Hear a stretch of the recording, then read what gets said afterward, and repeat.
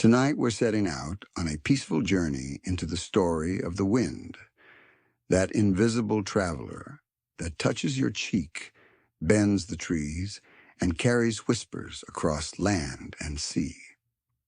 Wherever you are in the world, I'd love to know where you're listening from. It's always amazing to see how far the wind and these videos can reach. If you're new here, a gentle like and subscribe would be greatly appreciated. And to those already subscribed, thank you for continuing to be part of this quiet adventure. I hope this video doesn't turn out to be so interesting that it keeps you awake, but if it does, at least you'll drift off with a little extra knowledge floating around in your mind. After all, the wind never sleeps. But you should. So what really sets the air in motion? And how does something so invisible manage to shape oceans, mountains, and even entire civilizations? The wind may seem like one of the simplest forces of nature, but its story is huge. At its heart, wind is simply air in motion. But that motion is driven by powerful, far-reaching patterns: warmth from the sun, the turning of the earth, and the shifting balance of high and low pressure come together to create the constant breath of our planet. In this video, we'll wander through that story slowly, beginning with the basic science of air movement and drifting into the many ways humans have understood, used, and been humbled by the wind. Across cultures and centuries, people have turned to myths, gods, and poetry to explain the unseen. Later, science revealed the grand circulation of the atmosphere. Great belts of moving air wrapping around the earth, guiding ships, feeding crops, and sometimes unleashing storms. And through it all, the wind has remained both familiar and mysterious. Something you can feel on your skin, but never truly hold in your hands. This journey will explore how winds rise and fall, why they differ across regions, how they sculpt the landscapes we walk upon, and how they carry seeds, clouds, and stories across the globe. From the steady trade winds that once carried explorers over uncharted seas, to the whispering breezes that move pollen between wildflowers, each current of air has a tale to tell. As we move through this exploration, the pace will remain gentle, a quiet unraveling of the forces that surround us every day. The aim is not only to understand the mechanics of wind, but also to see how it has touched human history, inspired imagination, and reminded us of the deep connections between sky and earth. So, let us begin by peeling back the invisible layers and asking a simple question that opens the door to a world of wonder. What exactly is the wind? When you stand outside and feel a breeze brush against your skin, it may seem like a gentle passing moment. Yet that simple movement of air is part of a vast and complex story. Wind, at its most straightforward definition, is simply air in motion. That motion, however, is never random. It is the outcome of delicate balances and imbalances, of invisible pushes and pulls, and of the earth itself constantly turning beneath our feet. To begin, imagine the atmosphere as a great ocean made not of water, but of gases. Just like the sea, this ocean has currents, swells, and tides. Air flows from one place to another because the atmosphere is always seeking balance. When air in one region is warmer and lighter, it rises. When it is cooler and heavier, it sinks. The difference between these areas creates a pressure imbalance, and the air begins to move. In essence, wind is nature's way of smoothing out these differences, shifting invisible weight across the globe. Air is not lazy. It is simply doing what comes naturally, trying to balance the scales, much like water spilling from a tilted glass until it lies flat again. One of the greatest drivers of this restless motion is the sun. Though it shines down on the earth with what appears to be steady light, its warmth is not distributed evenly. The equator receives sunlight directly, heating the ground and air more intensely, while the poles receive the same rays at a much shallower angle, spreading the warmth thinly across vast icy regions. This uneven heating creates areas of warm rising air and regions of cool sinking air. The contrast between them sets the atmosphere into motion. You could say the sun paints the earth with patches of warmth and chill, and the air shuffles about trying to blur those brush strokes into something smoother. Density plays its part as well. Warm air molecules move faster, spread out, and become lighter. Cool air molecules slow down, huddle together, and become heavier. Because of this, warm air tends to lift upward, while cool air slides down to fill the space left behind. If you have ever opened a window on a hot summer night and felt the rush of cool evening air sweeping inside, you have experienced this process firsthand. The cooler, denser air outside is eager to slip in and replace the lighter air within the room. This same principle applies on scales so vast they cover entire continents. Of course, if the Earth was still, the air might move in relatively straightforward ways, directly from high pressure to low pressure, from the cool poles to the warm equator. But our planet never stands still. It spins, completing one full rotation every 24 hours. This rotation twists the path of moving air, a phenomenon known as the Coriolis effect. Instead of traveling in a straight line, the wind curves. In the northern hemisphere, it bends to the right, and in the southern hemisphere, it turns to the left. It is a subtle force, almost mischievous in its quiet deflection. But it is responsible for the grand swirl of weather patterns, the spiraling of hurricanes, and the winding ribbons of air that flow high above us. Even at smaller scales, the interplay of temperature, pressure, and rotation creates remarkable diversity in wind.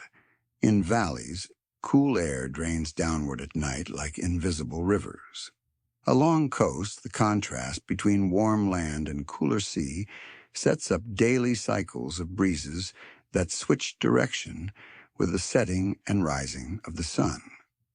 These local movements are no less a part of the story than the sweeping jet streams aloft. They're simply the wind playing on smaller stages. Think of it this way. The atmosphere is in constant negotiation.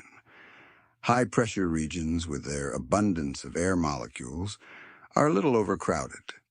Low-pressure regions with fewer molecules are a little empty.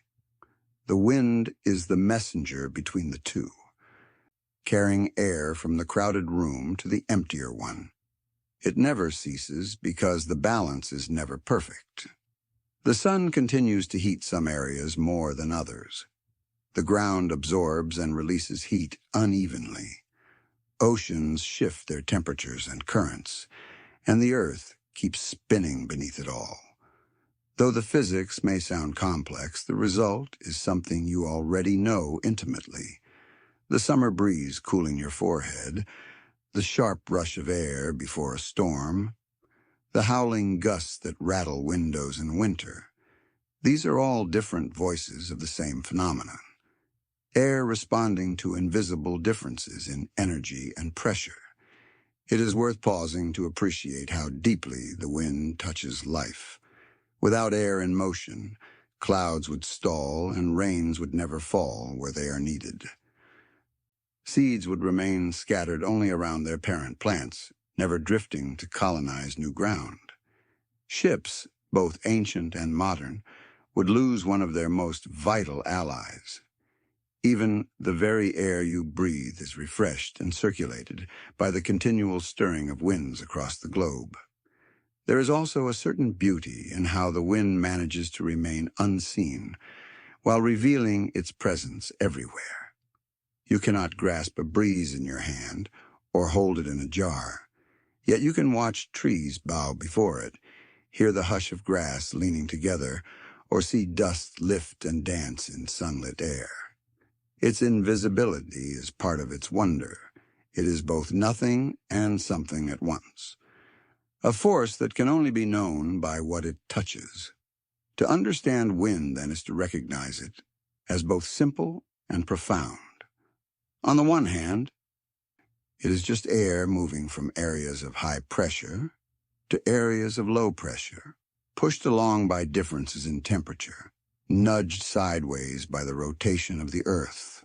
On the other, it is a restless breath that ties together oceans, mountains, deserts, and skies, a constant rhythm that carries whispers from one corner of the globe to another. The next time you step outside and feel that first cool brush of air against your cheek, remember that it is not an accident. It is the product of sunlight, molecules, pressure, and a spinning planet, all working together to keep the atmosphere alive with motion. Wind is the Earth's quiet way of breathing, and every breeze you feel is part of that endless breath. Long before barometers and satellites, people looked up at the restless sky and felt the air pressing against their faces, shifting their sails and carrying clouds across the horizon. They had no scientific models to explain it, yet they knew instinctively that the wind was powerful, mysterious, and essential. To make sense of it, they told stories. Across cultures, the invisible air was given shape, character, and voice. The wind became gods, spirits, or messengers, each with their own moods and intentions. In ancient Greece, the winds were not abstract forces, but divine beings with names and personalities. They were the anemoi, four directional gods, each responsible for a different breeze. Boreas, the north wind, was fierce and cold, sweeping down from Thrace and bringing with him the chill of winter. He was often imagined as a bearded man with wild hair, his breath capable of freezing rivers and covering the land in snow. Sailors both feared and respected Boreas, for while his strength could be destructive, his steady blast could also propel ships swiftly across the sea. From the west came Zephyrus, the gentlest of the winds. Unlike Boreas, Zephyrus was soft, warm, and associated with springtime. Poets often wrote of him as the harbinger of blooming flowers, the lover of nymphs, and the bringer of fertility to the land. His breezes were not feared but welcomed, carrying the sweet scents of fields and orchards. Then there was Notus, the south wind linked with late summer and autumn storms. Farmers dreaded him because he brought heavy rain that could flatten crops and spoil harvests. Finally, Eurus blew from the east, a more unpredictable and less well-defined wind, sometimes blamed for ill luck or strange weather. Together, these four deities made the winds understandable, each with their own direction, their own temperament, and their own role in the cycle of the year. Greek art often showed the anemoi with wings on their backs or robes billowing around them as if they themselves were made of air. Shrines were dedicated to them, and sailors prayed to whichever wind they most needed for their voyage. Even in mythology, the winds were not easily controlled. According to one story, the god Aeolus, ruler of the winds, kept them all imprisoned in a great bag. When Odysseus visited him during his long journey home, Aeolus gifted him this bag tied tightly so the winds would not escape. But curiosity got the better of Odysseus's crew, and when they opened it, the unleashed gales blew the ship far off course. It is a tale that reveals both the allure and the danger of trying to master what cannot truly be tamed. Similar imaginings arose far from the Mediterranean. In China, the idea of wind was tied deeply to philosophy and medicine. The character Feng meant wind, but it also carried the sense of change, movement, and unseen influence. Wind was considered one of the vital forces in the natural world, capable of carrying qi, the life energy that permeates all things. To the ancient Chinese mind, a gust of air was not just a meteorological event. It was a current of energy that could influence health, balance, and harmony. In traditional medicine, wind was often blamed for sudden illnesses like colds or fevers, as though invisible breezes carried disturbances into the body. Wind in Chinese thought was also central to feng shui, the art of harmonizing human spaces with the natural environment. Literally translated as wind and water, feng shui recognized that air moving freely through the landscape shaped fortune and well-being. Hills, rivers, and buildings could channel or block these flows, and so homes and graves were oriented with care. Wind was not just a natural force, it was a carrier of destiny. In India, the monsoon winds were revered with almost religious significance. For farmers on the subcontinent, the summer monsoon brought rains that could mean the difference between abundance and famine. Entire communities waited anxiously for the first clouds to gather, offering prayers to deities linked with rain and wind. Vayu, the Hindu god of wind, was often depicted as riding a chariot pulled by antelopes, a swift and unpredictable figure who both nourished life and tested human endurance. Vayu was more than just a god of breezes. He was a vital force of creation, the breath of the universe itself. In the Rig Veda, one of the oldest Indian texts, Vayu is invoked as the Lord of the Air, moving with strength across the heavens. Across the seas, sailors developed their own myths about wind, shaped by long nights on uncertain waters. Without the ability to forecast or measure, they relied on stories and charms. Many believed winds could be trapped in objects, a skin bag, a knot of rope, or a hollow shell. Norse sailors, for instance, sometimes imagined witches or wise women selling winds in knotted cords. Untie one knot, and a light breeze would rise. Untie another, and a stronger gust would follow. But untie the third, and a storm might erupt, carrying a ship to ruin.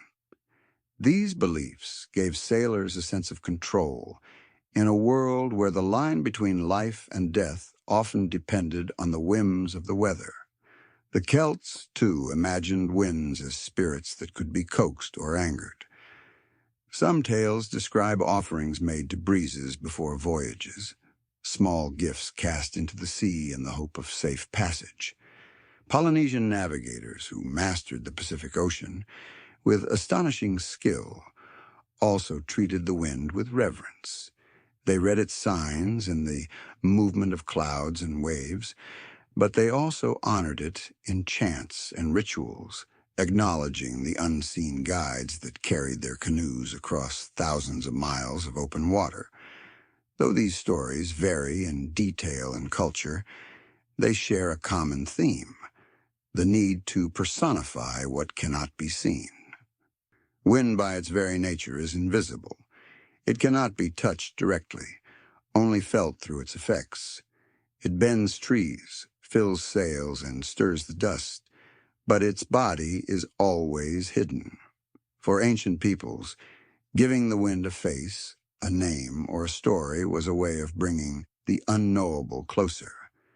By imagining the north wind as a bearded god or the monsoon as a divine rider in the sky, they transformed the mysterious into something familiar, something they could appeal to, fear, or celebrate. Looking back, these myths reveal as much about human imagination as they do about the winds themselves. They tell us how people sought order in the chaos of nature, how they created narratives to live alongside forces beyond their control. Even today, traces of these beliefs linger in language and literature. We still speak of ill winds or favorable winds as though they carry intent. We still describe the breeze as whispering, sighing, or roaring as if it had a voice of its own. There is something deeply comforting in this continuity. Thousands of years ago, a Greek farmer might have prayed to Zephyrus for gentle weather, while an Indian villager might have invoked Vayu for timely rains. A sailor might have whispered to a knotted rope, trusting that the spirits of the air would carry him home. And today, though we understand the mechanics of pressure and temperature, we still step outside, feel the breeze on our cheeks, and instinctively sense that the wind is more than physics. It is a reminder of the unseen forces that surround us, connect us, and carry us through the world. The wind is never truly random. Though it may feel that way when you watch the leaves twitch in a garden or the curtains shift quietly by window. Beneath these small local moments lies a vast planetary engine, one that is powered by sunlight and shaped by the very geometry of the Earth. To understand this system, it helps to picture the atmosphere not as still air above us, but as a restless ocean, stirred by warmth, cooled by cold, and forever trying to balance itself. The root cause of it all is the uneven heating of our planet. The sun shines almost equally in every direction, but the Earth, being a sphere, does not receive that energy evenly. Around the equator, sunlight strikes more directly, concentrating its warmth onto a smaller area. Near the poles, the same amount of sunlight is spread out over a much larger surface and filtered through more atmosphere, making it far less intense. As a result, the tropics bake while the polar regions remain frigid. Nature dislikes extremes, so the atmosphere sets itself in motion to carry heat away from the equator and distribute it toward higher latitudes. Imagine a pot of soup simmering on the stove. The bottom, closest to the heat, warms first while the top remains cooler.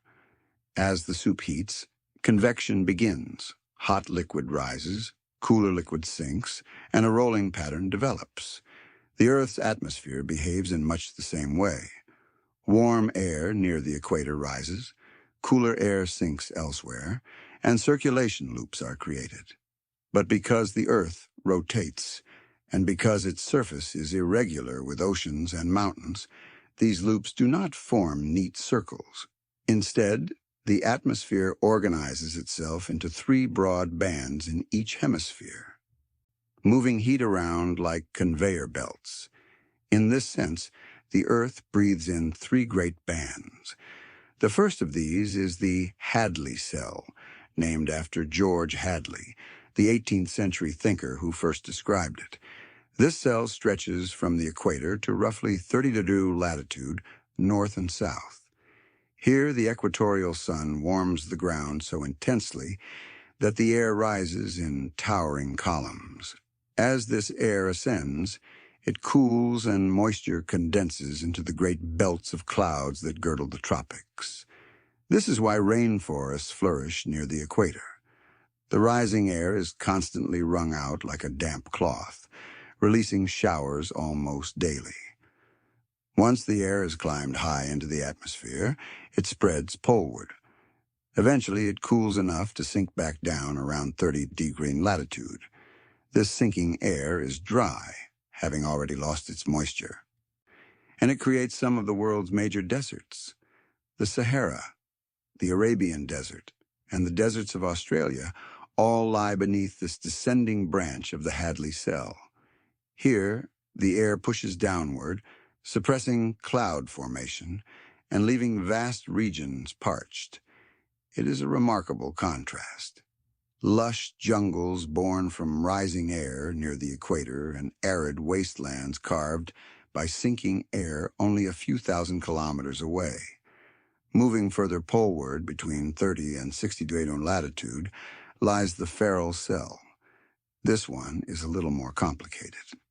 Unlike the Hadley and polar cells, which are primarily driven by direct heating and cooling, the Ferrel cell is more of a secondary circulation. It is powered by the push and pull between its neighbors. Air at the surface flows poleward here, but high above it flows equatorward, creating a kind of gear mechanism that links the cells together. The result is a region dominated by changeable weather, where warm and cold air masses often collide.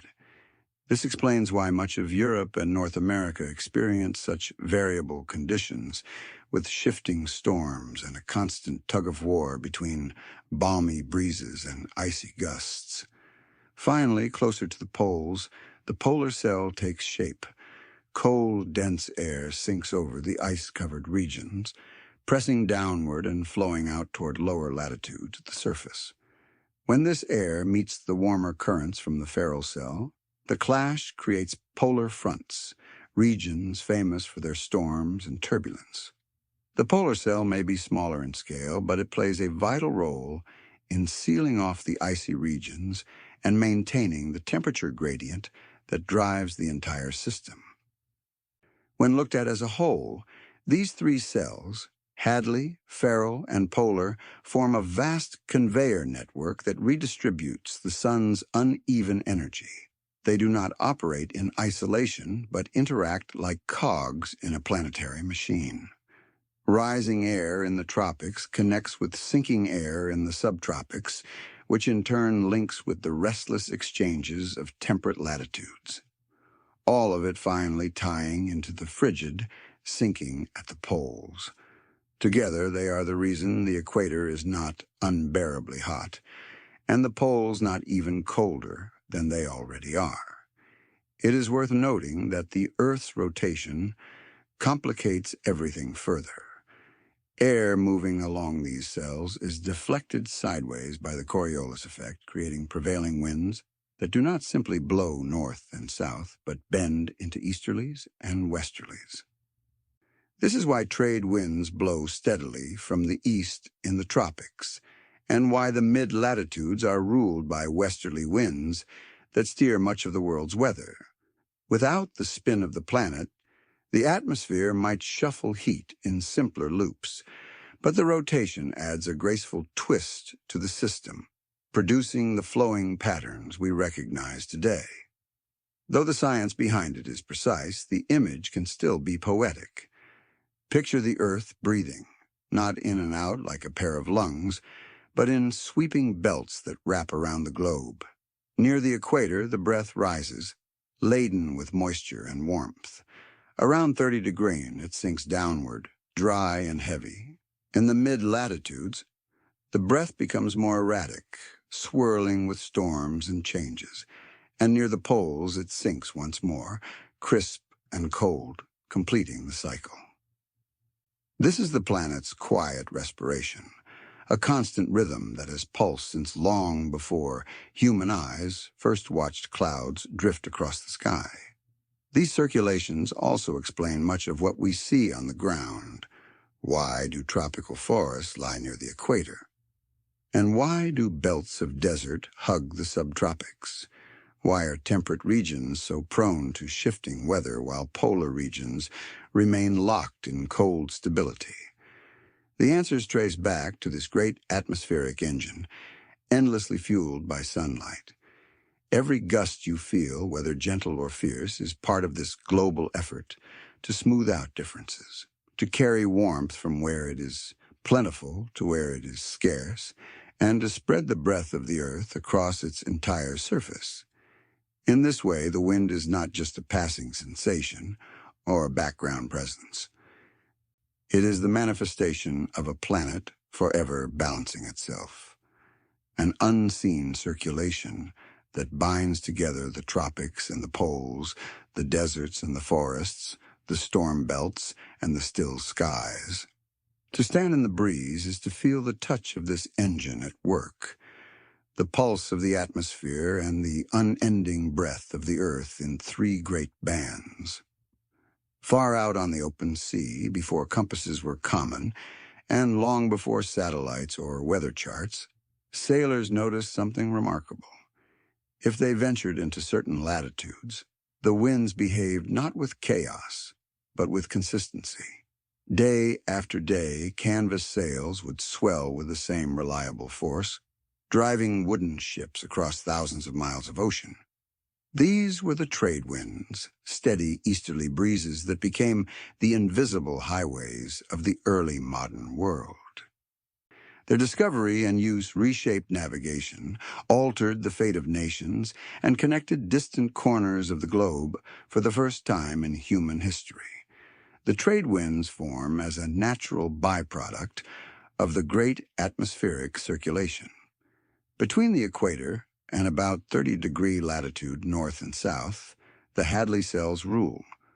Warm air rises near the tropics, moves poleward high above the surface, and then sinks again in the subtropics. As that sinking air returns toward the equator along the surface, the Earth's rotation nudges it sideways. In the northern hemisphere, this deflection is to the right, creating winds that blow steadily from the northeast. In the southern hemisphere, the deflection is to the left, giving winds that blow from the southeast. To a sailor in the 15th century, these would have been precious gifts, invisible hands that pushed their ships westward toward lands unknown. The very name trade winds hints at their importance. The word trade in this older sense meant track or course, referring to their regularity.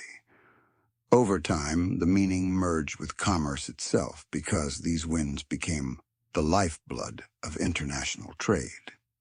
Imagine being a navigator in the age of exploration. Setting out from Europe, you could trust that once you reached the right latitude, the winds would carry you with dependable speed across the Atlantic. Christopher Columbus relied on them in 1492, his ships catching the northeast trades that blew his flotilla toward the Caribbean. Without this steady propulsion, such a daring voyage would have been almost impossible. Later explorers, merchants, and colonists all learned the pattern.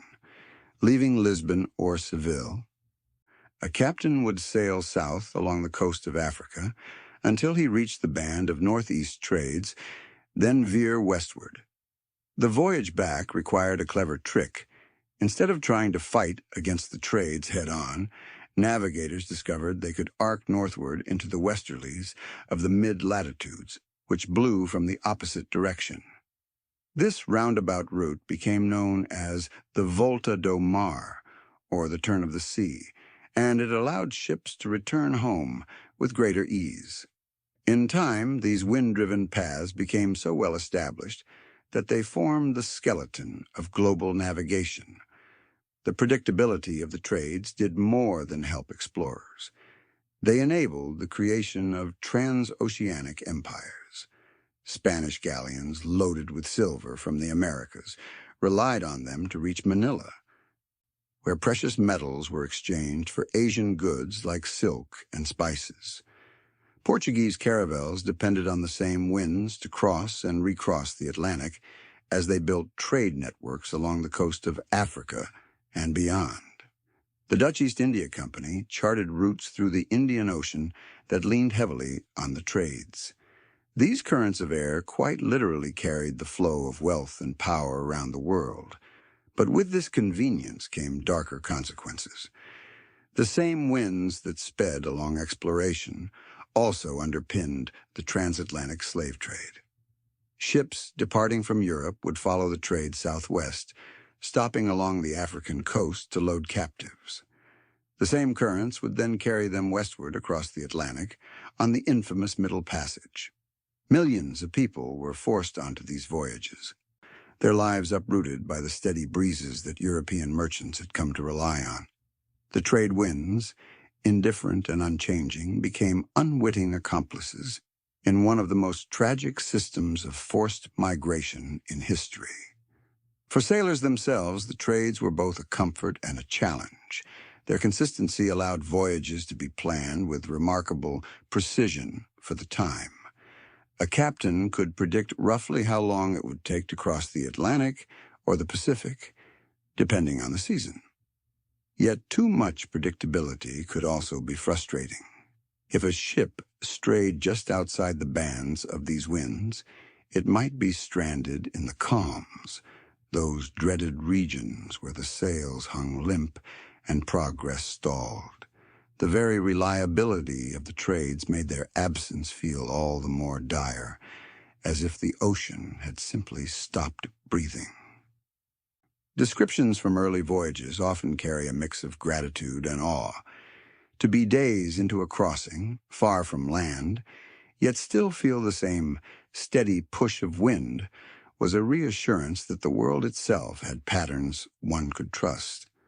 The sound of taut rigging, the groan of wood under pressure, the endless hiss of waves parting under a ship's bow, all of it owed to the invisible stream of air sweeping across the sea. Some sailors even spoke of the trades with reverence, as though they were companions rather than forces of nature. The influence of the trade winds reached beyond navigation and commerce into the realm of culture. The spread of crops, ideas, and even languages followed these routes. Maize, potatoes, and tomatoes traveled from the Americas to Europe and Asia, forever altering diets. Horses and wheat journeyed in the opposite direction. Music, stories, and traditions crossed oceans along the same currents of air. The wind did not just move ships, it carried the seeds of cultural transformation, mixing distant worlds together in ways that still shape societies today. The predictability of these winds also appealed to the poets and thinkers of the time. They represented order amid uncertainty, a constant in a world filled with storms and shipwrecks. While tempests and hurricanes could batter fleets and scatter armadas, the trade winds were faithful, a reminder that the natural world had rhythms that could be learned and relied upon. It is no exaggeration to say that these breezes stitched together the early threads of globalization. Even today, though steam and diesel have long since replaced sails, the trades remain a vital part of our planet's system. They influence ocean currents, driving the great gyres that circulate water across the globe. They help steer storms and determine weather patterns for entire continents. Farmers in the tropics still live according to the rains and dry seasons shaped by these winds, just as their ancestors did centuries ago. There is something humbling in realizing that the very same winds that filled the sails of Columbus or Magellan are still sweeping across the oceans now. Unchanged, patient, eternal. They whisper through the rigging of modern yachts, just as they did through the hemp ropes of wooden caravels. They are steady companions, indifferent to human ambition, yet deeply entwined with the rise and fall of civilizations. The trade winds remind us that behind every great human endeavor lies a partnership with nature.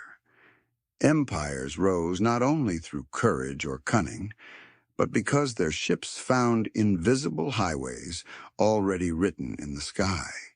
The steady breath of the earth carried people, goods, and ideas across distances that might otherwise have remained unbridgeable.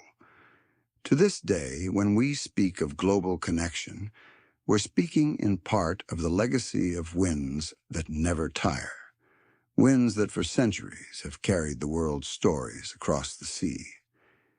Every year, as summer approaches in South Asia, a quiet anticipation builds. Farmers watch the sky, villages follow the patterns of clouds, and entire economies hold their breath. Then, with sudden drama, the air itself shifts. Moisture-laden winds sweep in from the ocean, and the land that has been parched and waiting bursts into green. This is the monsoon, a word that comes from the Arabic mausim, meaning season. It is not simply a storm or a spell of rain. It is a great atmospheric rhythm, a pulse of the earth that has defined life across the Indian subcontinent for thousands of years. To understand the monsoon, it helps to begin with sunlight. During summer, the land of India and surrounding regions heat up far more quickly than the vast Indian Ocean beside them. Hot air rises over the baking plains, creating an immense low-pressure system. Meanwhile, the ocean remains relatively cooler, its air heavier and more stable. Nature does not tolerate imbalance for long. Air begins to flow from high to low pressure, from sea to land, carrying with it staggering amounts of moisture evaporated from warm tropical waters. This migration of air is the southwest monsoon, and when it arrives, the skies open. The reversal is seasonal. In winter, the land cools more rapidly than the sea, and the pressure difference flips. Now, high-pressure air spills off the subcontinent, blowing toward the ocean as dry northeast monsoon winds. The cycle repeats every year, as dependable as the turning of the calendar, though never entirely predictable in strength or timing. This seesaw of pressure and heat is what makes the monsoon both a gift and a gamble. When the southwest monsoon arrives, usually in early June, its impact is immediate and dramatic. Dusty fields drink deeply, and within days, brown landscapes erupt in shades of vivid green. Rivers swell, reservoirs fill, and rice paddies shimmer under the renewed sky. Agriculture here is not just supported by the monsoon, it is built upon it. Around 3/4 of India's annual rainfall comes during these few months. Without it, harvests would wither and millions could face hunger. With it, fields flourish, markets thrive, and celebrations spread through towns and villages. Yet, the monsoon is no gentle benefactor. Too much rain can be as devastating as too little. Floods routinely sweep through low-lying regions, washing away homes and crops. Landslides can bury mountain villages, while swollen rivers cut off entire communities. Cities like Mumbai often find themselves inundated, streets turning to rivers overnight. For centuries, people have lived in this balance, grateful for the bounty the rains bring, wary of their excess. It is this dual nature that makes the monsoon both revered and feared. Culturally, the monsoon is more than weather. It is woven into the fabric of life. In India, it is celebrated in art, music, and literature. Classical ragas were composed to capture its moods, songs that echo with longing and relief. Painters depicted lovers reunited under darkened skies, and poets filled verses with imagery of peacocks dancing in the rain, fields swelling with promise, and hearts stirred by the sudden storms. To this day, Bollywood films often use monsoon scenes as turning points. The rain symbolizing renewal, passion, or the cleansing of old sorrows. Religious traditions also reflect the season's power. In Hinduism, the rains are associated with Indra, the god of thunder and storms, who was once believed to unleash the downpour that sustained life. Festivals such as Tej in northern India celebrate the arrival of rain, with women swinging from trees decorated with flowers, singing songs that honor both the season and the divine.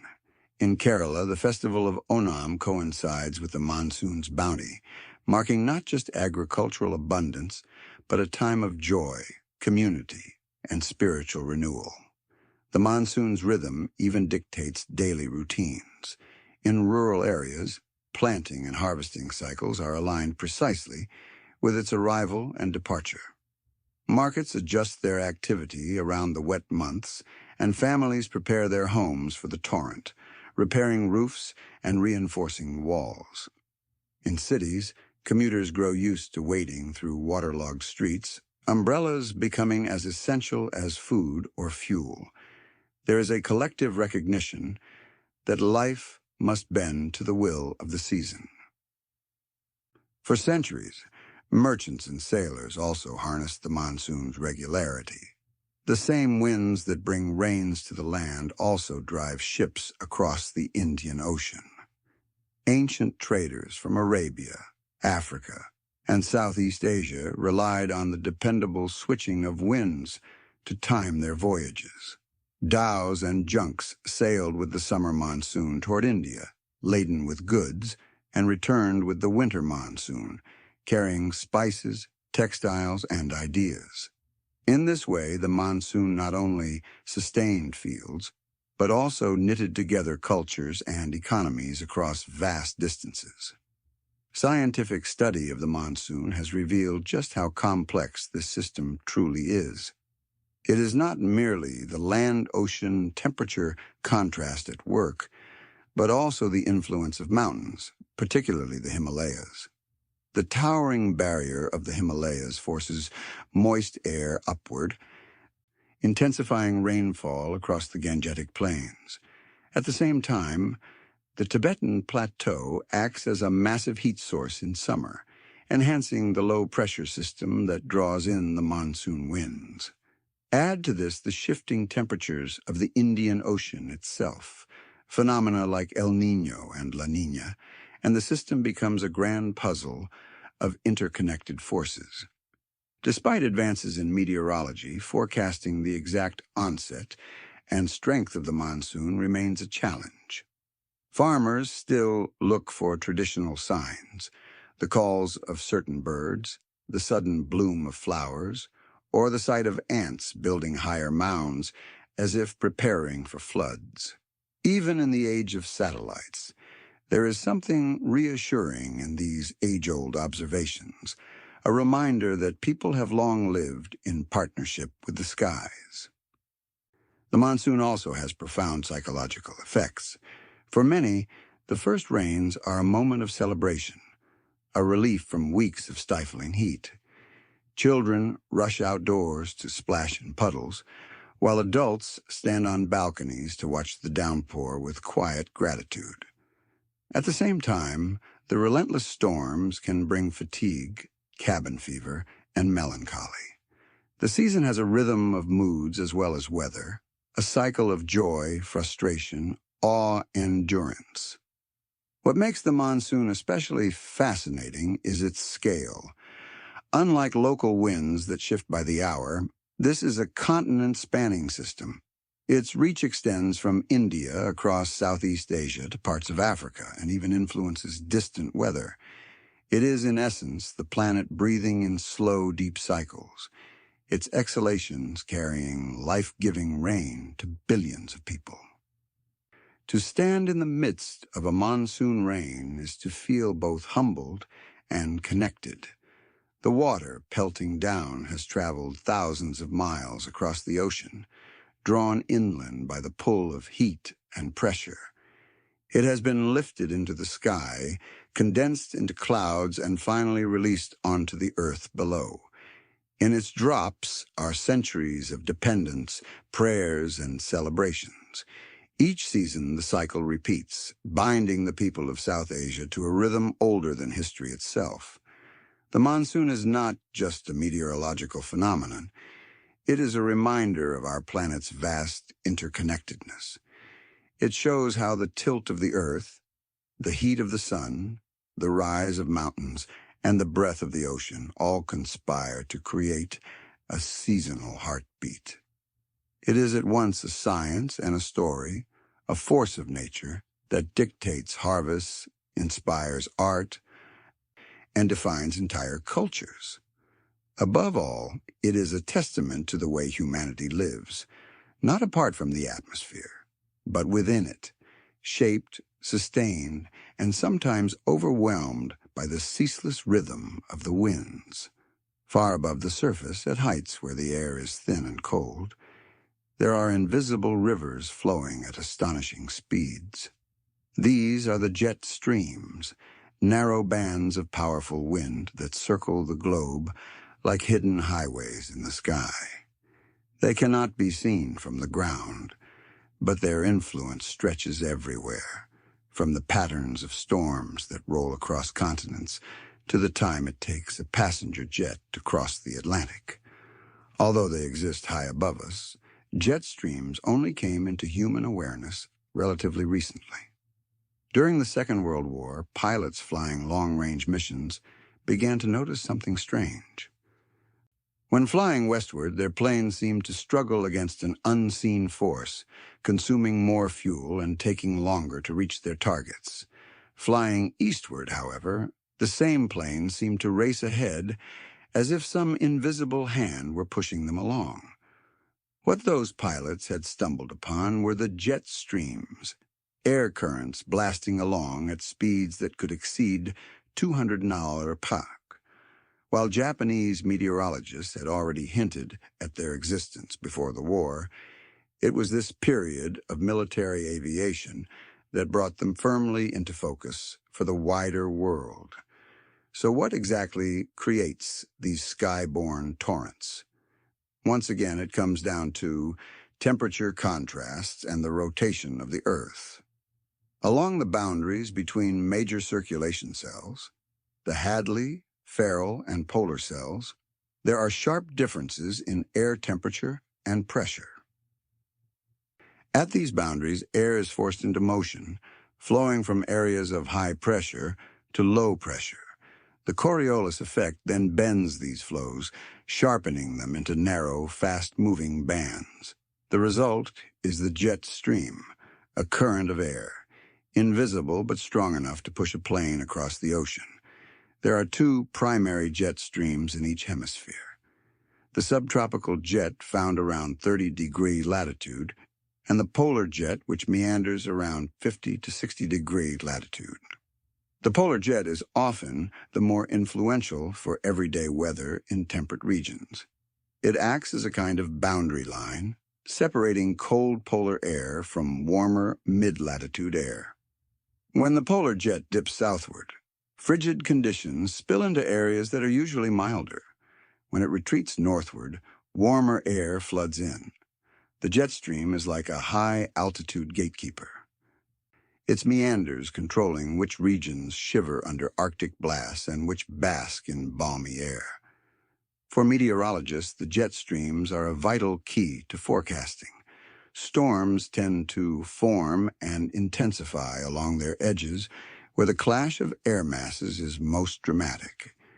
The exact shape of the jet, whether it runs in a fairly straight line or loops in great waves, helps determine whether a region experiences settled weather or turbulent conditions. A straight, fast jet often means systems sweep quickly across the land, while a slower, wavering jet can cause weather to linger, leading to prolonged rain or drought. In this way, the atmosphere's hidden rivers quietly dictate the mood of the seasons. Aviation, too, has been transformed by understanding these winds. Commercial airlines plan routes with the jet streams in mind.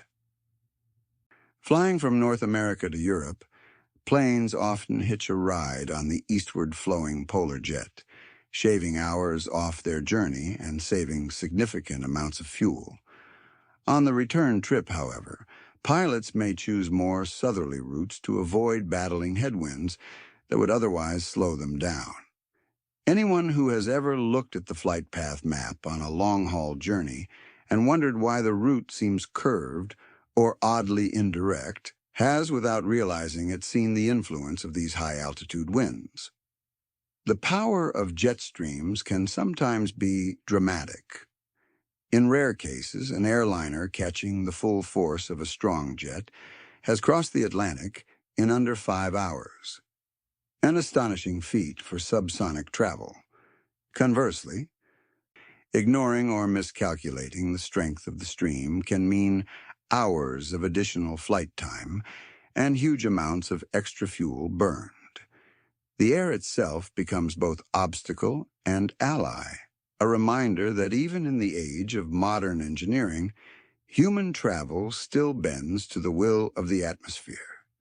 Jet streams are not static. They shift with the seasons and respond to broader climatic changes. In winter, when the temperature difference between equator and pole is greatest, the streams intensify. In summer, when the gradient is weaker, they slacken and meander more. This seasonal breathing influences monsoons, storm tracks, and rainfall across the globe. More recently, scientists have raised concerns that warming in the Arctic is disrupting the usual patterns, causing the polar jet to become waver and more erratic. Such changes may be linked to unusual weather events, from extended cold snaps to prolonged heat waves. There's also a subtle elegance in how these streams interact with the world below. They steer hurricanes, guide atmospheric rivers of moisture, and even help spread volcanic ash or wildfire smoke across continents. Though unseen to the naked eye, their paths can be traced indirectly in the shifting of clouds, the sweeping arcs of cirrus marking their course across the upper troposphere. To look up at a feathered sky is, in a sense, to glimpse the brush strokes of these aerial currents. The analogy of a river is especially apt. Like water channels carved into the earth, jet streams meander, split, merge, and eddy. They speed up and slow down depending on the terrain they cross. In this case, the thermal terrain of the atmosphere. And just as rivers shape the land, so too do these winds shape the weather. They are not uniform highways, but living, shifting flows, their character changing from day to day, season to season. In cultural imagination, wind has always been a companion at ground level. The breeze in the fields, the gust at sea. The discovery of the jet streams expanded this relationship into the stratosphere. Suddenly, the sky was not empty, but alive with surging torrents, hidden lanes of motion that had been shaping history long before anyone realized they were there. Farmers, sailors, and aviators alike have all depended on the atmosphere. But the jet stream showed just how layered and intricate its workings truly are. Perhaps what is most fascinating is that despite their immense power, jet streams remain completely intangible. You could be flying at 35,000 ft, staring out of a window and never know you were riding inside one of these atmospheric rivers. Yet they are there, unseen companions guiding your journey, sculpting the clouds and orchestrating the weather far below.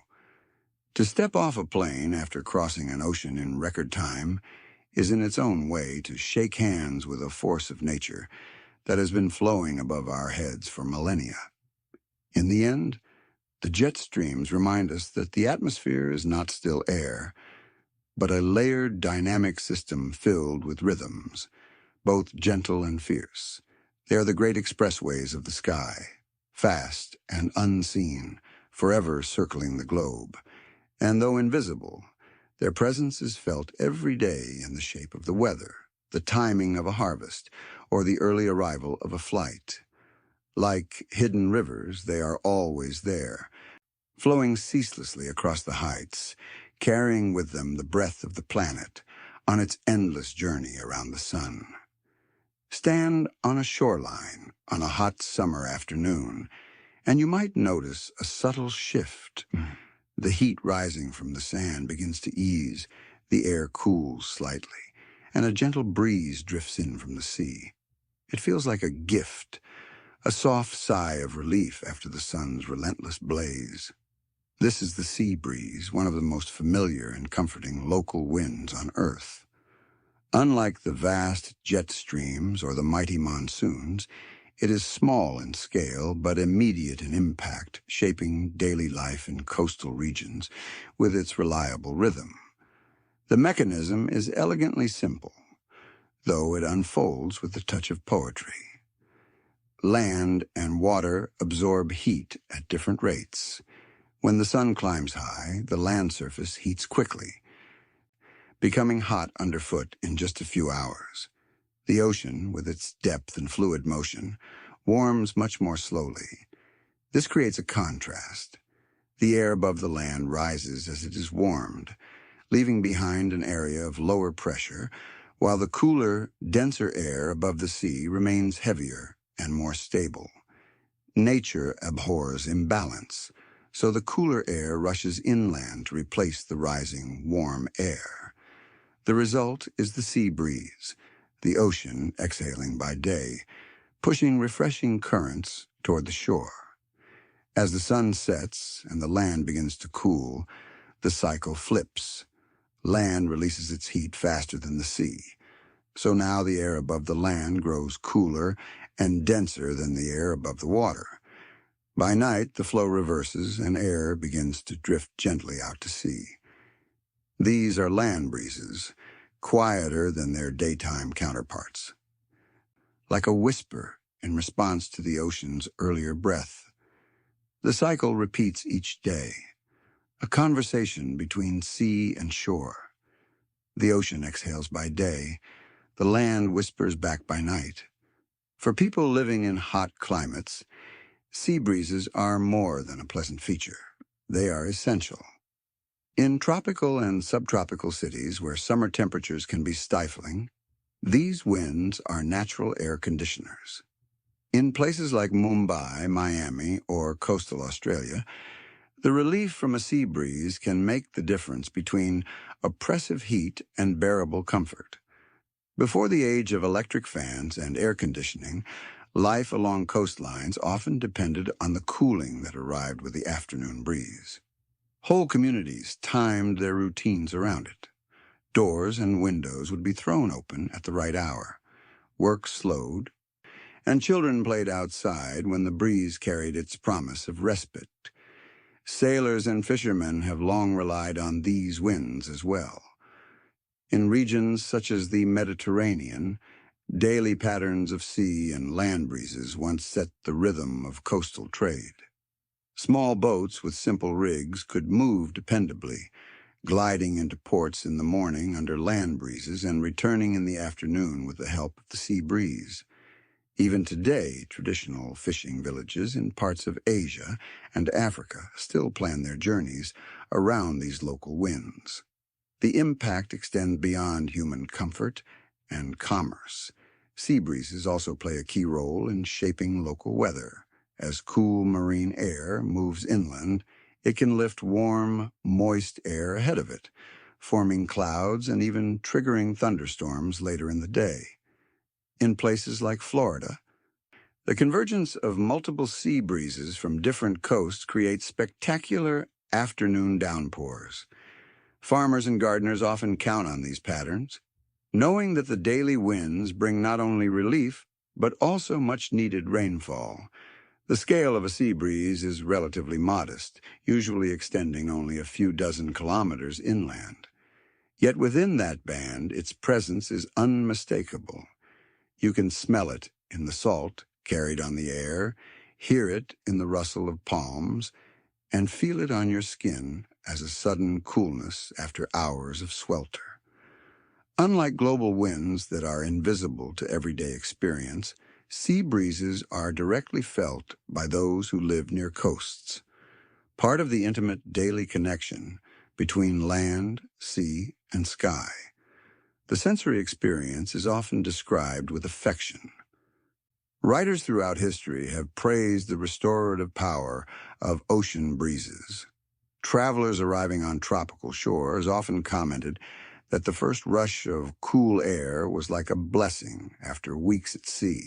In poetry, the sea breeze is a metaphor for renewal and clarity, an invisible hand brushing away fatigue or melancholy. Even in casual conversation, to catch a breeze carries the sense of ease and comfort that these winds so naturally provide. Science has, of course, given us precise ways to understand the process. Meteorologists describe the pressure gradients, the thermals, and the circulation patterns in detail. Yet there remains something charming in how the phenomenon matches human intuition. Even without formal knowledge, people have always recognized the relationship between heat, water, and wind. Ancient coastal communities knew when to expect the afternoon breeze, adjusting their lives to its timing. Fishermen and farmers may not have spoken of pressure differentials, but they knew as surely as any scientist that the ocean would breathe in their favor as the day grew hot. There are naturally variations on the theme. In some regions, sea breezes can be strong enough to disrupt air traffic, creating crosswinds on coastal runways. In others, their arrival is gentle, barely more than a whisper. On certain days, when the temperature difference between land and sea is especially pronounced, the breeze can be brisk, carrying inland the full scent of salt spray and foam. On other days, when the contrast is weaker, the winds might falter, leaving the coast sweltering in still air. Climate plays a role too. On tropical islands, the cycle is pronounced with strong daily shifts that shape the entire ecosystem. In temperate zones, the effect is softer, but still noticeable. A subtle rhythm tied to the balance of sun and sea. Even inland lakes can create miniature versions of the same process. A warm afternoon beside a large freshwater lake often brings the same sensation. A cool gust sweeping in, born of nothing more mysterious than the different rates at which water and land absorb heat. For all their simplicity, these breezes remind us of the elegance of natural systems. They show how small differences, a few degrees of temperature, a slight imbalance in pressure, can set air into motion, creating cycles that influence human lives, ecosystems, and weather patterns. They also illustrate how interconnected the elements are. The sun warms the land. The sea resists that warmth. The air responds, and in the middle of it all, people feel the change on their skin. To walk along a beach during the shift from day to night is to witness this system in action. As the sun dips below the horizon, the once steady breeze softens, then quiets. A subtle stillness settles in before the reversal begins, and the land starts to exhale its cooler air back toward the sea. The waves continue their timeless rhythm, but the air has changed sides as though the shore and the ocean were trading breath in the twilight. These daily cycles may not command the grandeur of global winds, but they carry their own kind of intimacy. They are the winds you notice without instruments, the ones you wait for in the heat of summer, the ones that shape the feel of coastal evenings. The ocean exhales by day. The land whispers back by night, and in that exchange lies a timeless dialogue, a quiet conversation that has been ongoing for as long as land has met sea. High in the mountains, the air seems to have a life of its own. Valleys breathe, slopes exhale, and invisible rivers of air slide down or climb up depending on the time of day. These are the mountain winds, a family of local breezes that shape the daily rhythm of life in highland regions. Though often subtle, they can transform climates, influence harvests, and even alter the moods of the people who live beneath them. At the heart of these winds are simple temperature differences. During the day, the sun heats mountain slopes more quickly than the valleys below. Warm air is lighter, and it begins to rise along the slopes, creating gentle upslope flows known as anabatic winds. By night, the reverse occurs. The thin mountain air loses heat rapidly, cooling faster than the valley floor. Cold, dense air slides downhill under the pull of gravity, forming katabatic winds. Together, these daily cycles make mountains and valleys seem alive, breathing in and out with the rhythm of the sun. Anabatic winds rising up the slopes in daylight bring with them warmth and moisture. For farmers, these breezes can be a blessing, carrying heat and humidity to fields planted on terraced hillsides. In alpine valleys, they often generate afternoon clouds or storms, the rising air condensing into billowing formations that spill over peaks. Hikers and shepherds know the pattern well, setting out early in the morning to avoid the inevitable afternoon downpour. These upslope breezes are part of why mountainous regions can experience rapid weather changes. Clear skies in the morning giving way to sudden showers by mid-afternoon. Katabatic winds, by contrast, are nighttime phenomena. As the sun sets, slopes radiate their heat into the thin mountain air, cooling quickly. The chilled, heavy air then begins its steady descent into valleys. these flows can be light and barely noticeable, or in some regions they become dramatic gusts that howl down canyons. They can pull cold air into valley bottoms, creating frost pockets that damage crops even when surrounding slopes remain untouched. Farmers in alpine regions have long learned to plant sensitive crops higher up the slopes, leaving the valley floor for hardier varieties that can endure the chill. Some katabatic winds are so persistent and powerful that they have earned their own names. One of the most famous is the Mistral of southern France. This wind rushes down the Rhone Valley, often reaching gale force. Born from high-pressure systems over continental Europe and low-pressure systems over the Mediterranean, the Mistral funnels through the narrow valley like air through a wind tunnel. It can strip the sky of clouds, leaving behind brilliant blue days and crystal-clear views. While picturesque, it also has a reputation for its ferocity. Farmers brace their vines against its force, and locals claim it affects mood, stirring irritability and unease when it blows for days on end. Yet, paradoxically, it is also credited with producing the bright skies and dry conditions that make Provence's wines and olives so renowned. The Mistral is both nuisance and benefactor, feared and cherished at once. Across the Atlantic, another famous mountain wind has an entirely different personality. The Chinook, or snow eater, blows down the eastern slopes of the Rocky Mountains in Canada and the United States. These winds are warm, dry, and sudden. In the middle of winter, a Chinook can cause temperatures to rise by 20 degrees C in a matter of hours. Snowbanks vanish almost overnight, and frozen rivers loosen their grip. For settlers on the prairies, a Chinook was a miracle, turning harsh cold into brief spells of spring-like weather. Livestock survived better when these winds arrived, and communities learned to welcome them with open arms.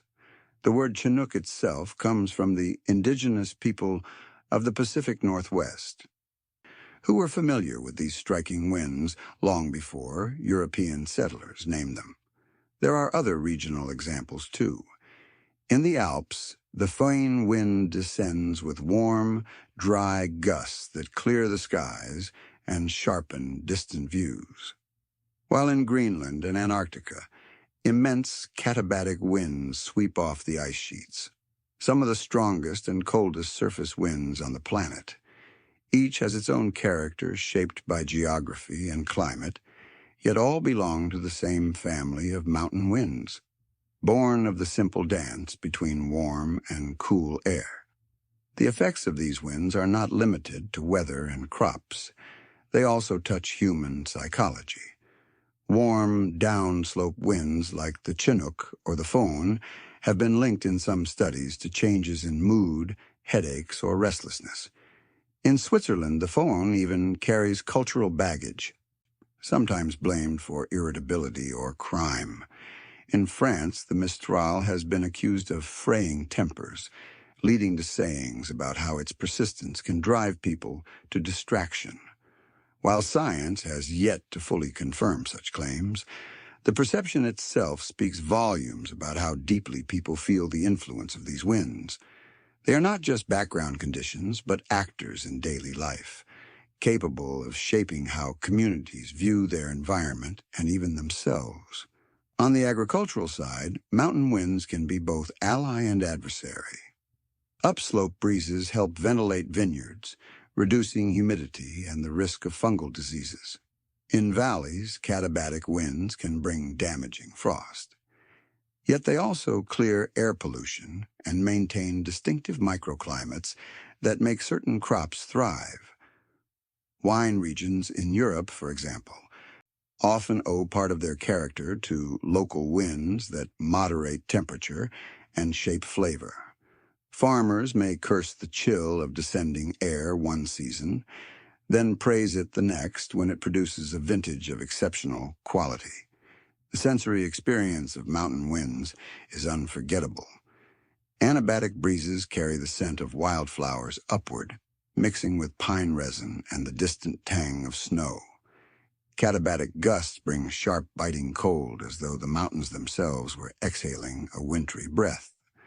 In Provence, the Mistral rattles shutters and sweeps laundry from lines, while on the Canadian plains, the Chinook announces itself with an arch of clouds and the sudden drip of melting ice. These winds give each region a personality, a signature written not in stone or water, but in moving air. What makes mountain and valley winds so captivating is their blend of predictability and surprise. The daily cycle of upslope by day and downslope by night is steady and reassuring, a kind of atmospheric heartbeat. Yet within this pattern, each wind can behave differently, depending on the terrain, the season, and the broader weather systems at play. One evening may bring a gentle trickle of cool air, the next, a roaring torrent that keeps villagers awake. This unpredictability keeps people attuned to their surroundings, fostering a closeness with the land that is easy to overlook in flatter, less dynamic landscapes. Ultimately, mountain winds reveal how the Earth's smallest atmospheric patterns can loom large in human experience. They shape harvests, influence architecture, and weave themselves into folklore and daily conversation. They are part of the constant negotiation between humans and the environments they inhabit, both gift and challenge. The mountains and valleys do indeed breathe, and those who live among them breathe in time with their rhythm, carried along by the unseen flows that rise with the sun and sink with the stars. The desert might appear lifeless and still, a landscape of silence where only sand and stone remain. Yet the winds that sweep across these arid expanses are anything but quiet. They shape dunes, carry heat, and lift entire clouds of dust into the sky. For those who live at the edge of deserts, these winds are not abstract forces, but daily companions, sometimes feared, sometimes relied upon. Their reach extends far beyond the dunes, binding distant ecosystems together in ways that might seem impossible at first glance. Even barren deserts share their breath with rainforests. One of the most famous desert winds is the Sirocco, born in the Sahara and traveling northward across the Mediterranean. When it arrives in southern Europe, it brings a peculiar mix of heat and dust, coating streets in fine grains and turning skies a hazy orange. In Italy, the Sirocco is sometimes called the breath of Africa. People complain of headaches, lethargy, or irritability as it lingers, while farmers worry about the effect on crops and animals. Yet for sailors, the Sirocco has long been a known companion, its arrival marked by sudden changes in weather and sea. Mediterranean cultures have woven the Sirocco into their folklore, describing it as moody, restless, and unsettling, a personality more than just a wind. In West Africa, another wind carries equal weight in daily life. The Harmattan, blowing from the northeast between November and March, the Harmattan sweeps across the Sahara, carrying vast amounts of dust toward the Atlantic. The result is a season of dry, dusty air when the sun can appear dimmed. The sky hazy and morning surprisingly cool. The Harmattan is both a blessing and a challenge. Its dryness helps to reduce humidity and suppress pests, but the dust it carries can cause respiratory problems and coat every surface in a fine, persistent layer of grit. Farmers, traders, and city dwellers alike adapt their routines around its arrival, recognizing that life in the Sahel is inseparable from the rhythm of the wind. Then there are the desert dust storms, sudden and dramatic spectacles that transform the landscape in moments. In North Africa and the Middle East, these storms are often called haboob, from the Arabic word for blowing. When a powerful downdraft from a thunderstorm hits dry ground, It lifts loose sand and dust into a rolling wall that can stretch for kilometers. Entire towns can vanish behind the advancing curtain of brown, daylight dimming as though night had arrived too soon. For travelers in earlier centuries, such storms were terrifying, swallowing caravans and obscuring paths. Today, even modern cities are not immune, with dust storms sweeping into places like Khartoum or Riyadh, bringing traffic to a halt and cloaking skylines in ochre haze. What is astonishing, though, is how far desert dust can travel. Each year, the Sahara releases hundreds of millions of tons of fine particles into the air. Winds carry this dust across the Atlantic Ocean, thousands of kilometers away. Some of it settles into the Caribbean, where beaches sometimes glow with an otherworldly tint. Much of it, however, finds its way to the Amazon basin.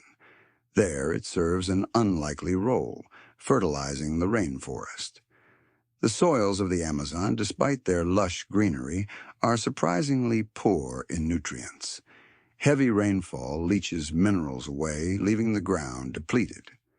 Yet the rainforest thrives because of constant replenishment. Dust from the Sahara contains phosphorus and other minerals that are essential for plant growth. Each year, these airborne particles drift across the ocean, fall with the rain, and feed the vast ecosystem of the Amazon. In this way, a barren desert thousands of miles away keeps a tropical forest alive.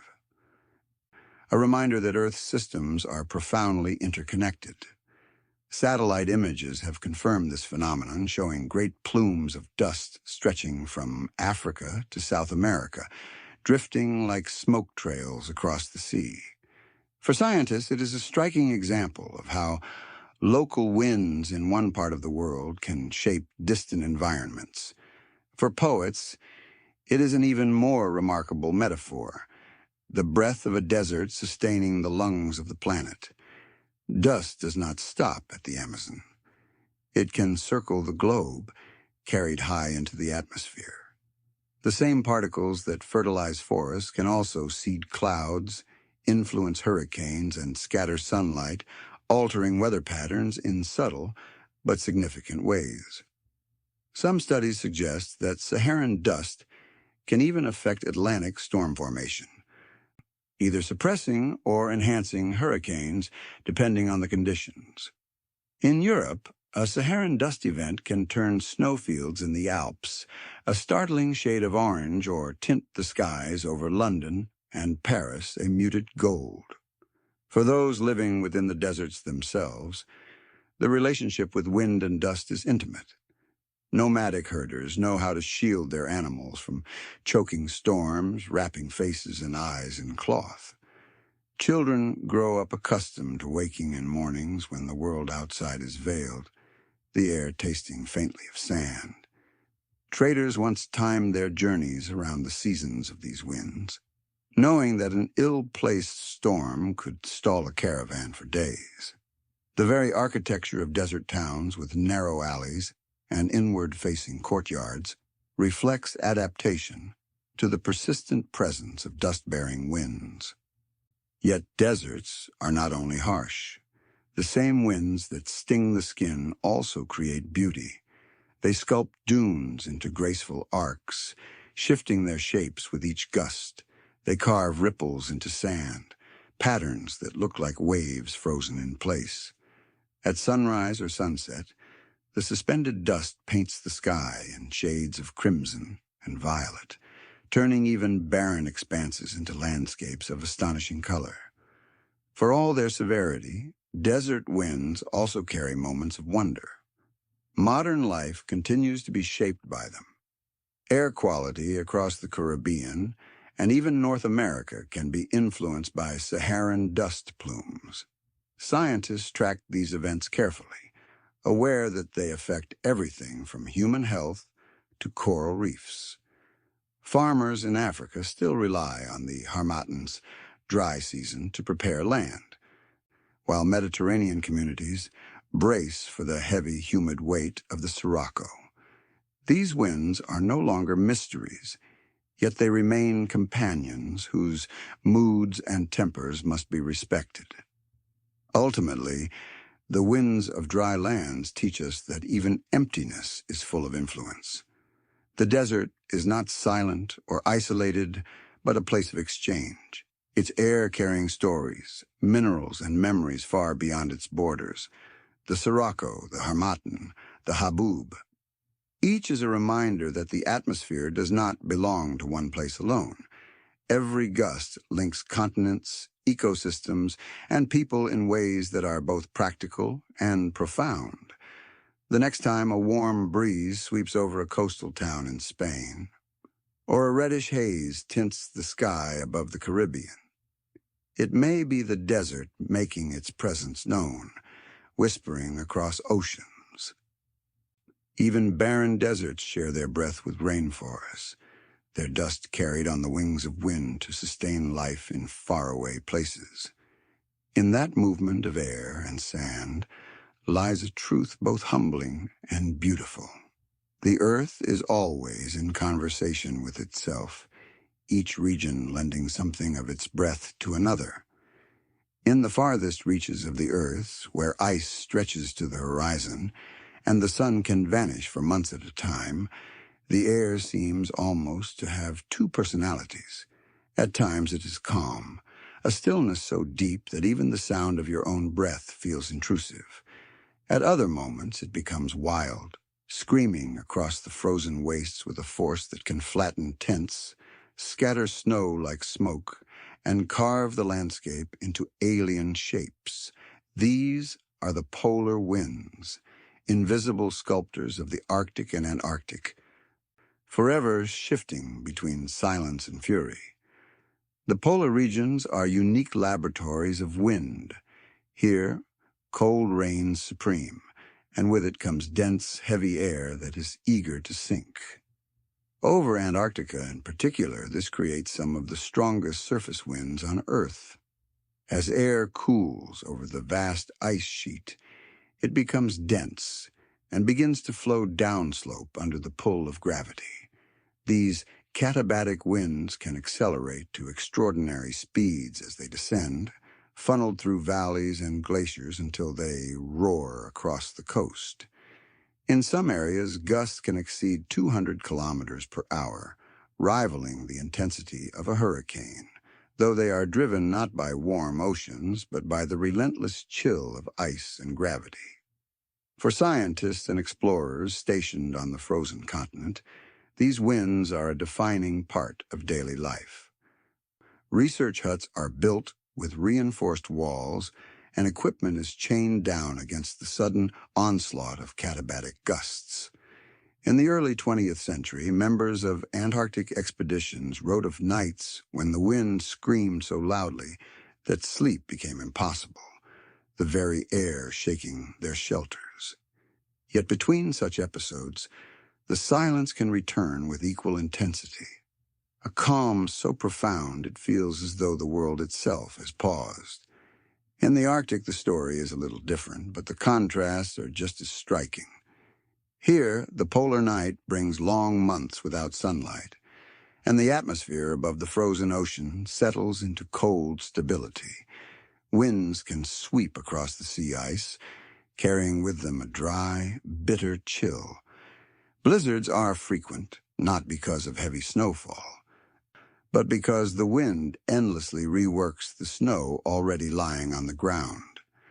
Fine crystals are lifted, spun into the air, and driven across the surface in white-out conditions. To stand in such a storm is to lose all sense of horizon, the ground, sky, and air merging into a single, swirling whiteness. What makes polar winds fascinating is not just their power, but the landscapes they shape. Snow is sculpted into forms called sastrugi, ridges and grooves carved by the ceaseless scraping of wind-blown ice. These formations can stretch for meters, their edges sharp enough to catch the light like chiseled stone. For travelers on skis or sledges, they are both obstacle and guide pointing in the direction of prevailing winds. Over time, glaciers are polished by katabatic gusts, their surfaces smoothed into shining, icy plains. Even in stillness, the record of the wind remains, etched into the frozen surface like the memory of the passing hand. Yet the polar atmosphere is not always turbulent. On clear nights, when the air is heavy and the sky is calm, the silence is absolute. The only sound might be the faint cracking of ice or the distant call of an animal. In such moments, the absence of wind becomes just as powerful as its presence. The air hangs motionless, and even breathing feels louder than it should. This deep stillness is part of the polar identity, a reminder that not all winds rush and roar. Some are defined by their quiet refusal to move. Despite the isolation of these regions, polar winds influence the entire planet. The powerful katabatic outflows of Antarctica help drive the Southern Ocean circulation, pushing surface waters outward and pulling deep waters to the surface. In the Arctic, shifting winds play a role in moving the sea ice, breaking it apart or pressing it together into ridges that can rise higher than a person. These changes ripple outward, affecting ecosystems and even global climate patterns. What happens in these silent wastes of the poles is felt far beyond them. Human encounters with these winds have often taken on legendary qualities. Early explorers wrote of storms that seemed alive, as though the very air was bent on testing their endurance. Robert Falcon Scott's ill-fated expedition noted the cruelty of katabatic gales that pinned them down, halting progress for days. In contrast, Fridtjof Nansen, drifting in the Arctic aboard the Fram, described long periods of eerie calm, the ice floes moving with only the faintest push of the air. These experiences shape not only their journeys, but also their perceptions of the polar regions, places where wind was never just background, but a defining character in the story. For those who live closer to the Arctic Circle, winds shape daily existence too. Indigenous communities have long read the air for signs, distinguishing between subtle breezes that precede storms and the howls that signal travel must cease. Clothing, housing, and survival strategies all reflect an intimate knowledge of the atmosphere's moods. The wind is both adversary and ally, carrying signals through the silence, but also threatening frostbite and disorientation when it rises. Polar winds also influence the play of light across the sky. The aurora borealis and aurora australis shimmer in curtains and arcs, their motion sometimes exaggerated by shifting air currents. While the lights themselves are caused by solar particles colliding with the atmosphere, the winds at high altitudes help determine their patterns and flow. To watch them dance above a landscape swept by icy gusts is to see the atmosphere alive in both color and movement. It is tempting to think of the poles as static, frozen worlds. But the winds tell another story. They remind us that even in places where life is scarce and temperatures unforgiving, the air is restless. Whether carving sastrugi through the valleys of Antarctica or driving ice across the Arctic Ocean, the wind is constantly reshaping the environment. And when it pauses, the silence itself becomes an experience as profound as the storm. To walk across the ice in calm weather is to feel the weight of stillness pressing down. This silence, so deep it seems eternal. To endure a katabatic gale is to be reminded of the raw power locked in cold, dense air, released with unstoppable momentum. The poles embody both extremes, a world where the air can be a gentle whisper one moment and a deafening roar the next. In the end, polar winds are more than meteorological curiosities. They're expressions of the planet's most extreme climates, sculptors of ice and snow, and messengers that connect distant regions of the globe. They reveal the paradox of the polar world, absolute stillness side by side with ferocity. Calm horizons alongside raging storms in their alternating moods. They embody the essence of these frozen lands, fragile, powerful, and forever shaped by the breath of unseen currents. The wind may be invisible, but it is never powerless. Over centuries, even millennia, its steady breath has the strength to reshape landscapes, carving and molding them into forms both delicate and immense. While water and ice often take the spotlight as the world's great sculptors, the air itself, moving grain by grain, has left some of the most striking signatures on Earth. These processes, known as Aeolian after Aeolus, the keeper of the winds in Greek mythology, are testimony to how patience and persistence can transform entire regions. Perhaps the most iconic creations of the wind are sand dunes. At first glance, dunes may appear static, like permanent hills frozen in time, but in truth, they are in constant motion.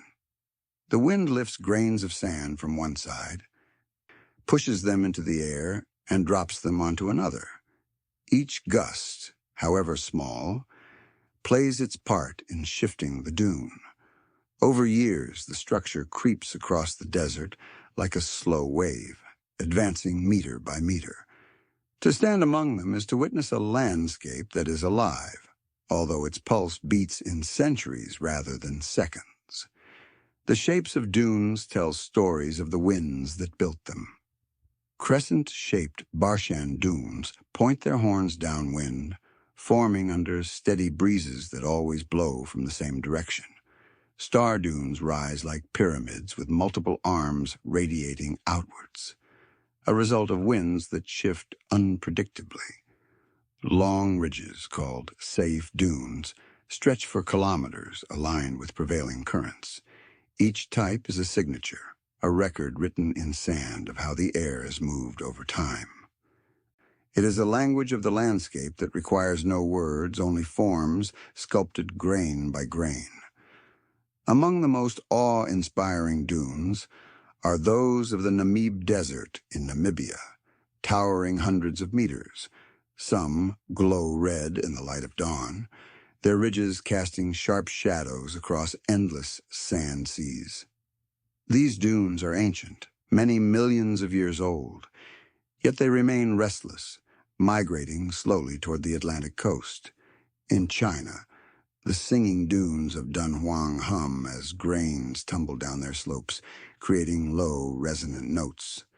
Travelers who hear them describe the sound as eerie yet soothing, as though the desert itself were breathing a tune. Each of these places shows how wind can not only sculpt, but also give voice to the land. Beyond sand dunes, the wind's work is visible in Los plains. Vast blankets of fine dust deposited over thousands of years. Los is made of tiny particles ground by glaciers and carried far by the air, settling in thick layers that can reach hundreds of meters deep. In northern China, the Loess Plateau stretches for hundreds of thousands of square kilometers. Its soft soils carved into gulch and terraces where generations have built homes and farms. In Europe and North America, similar deposits formed fertile farmland, giving rise to some of the world's most productive agricultural regions. What begins as dust lifted into the air becomes over time the foundation for civilizations. The wind also sculpts on a smaller, more delicate scale. Rocks in deserts often display curious shapes, mushroom-like pedestals, smooth hollows, and sharp ridges. These are the result of sand blasting as wind-driven grains slowly erode exposed surfaces.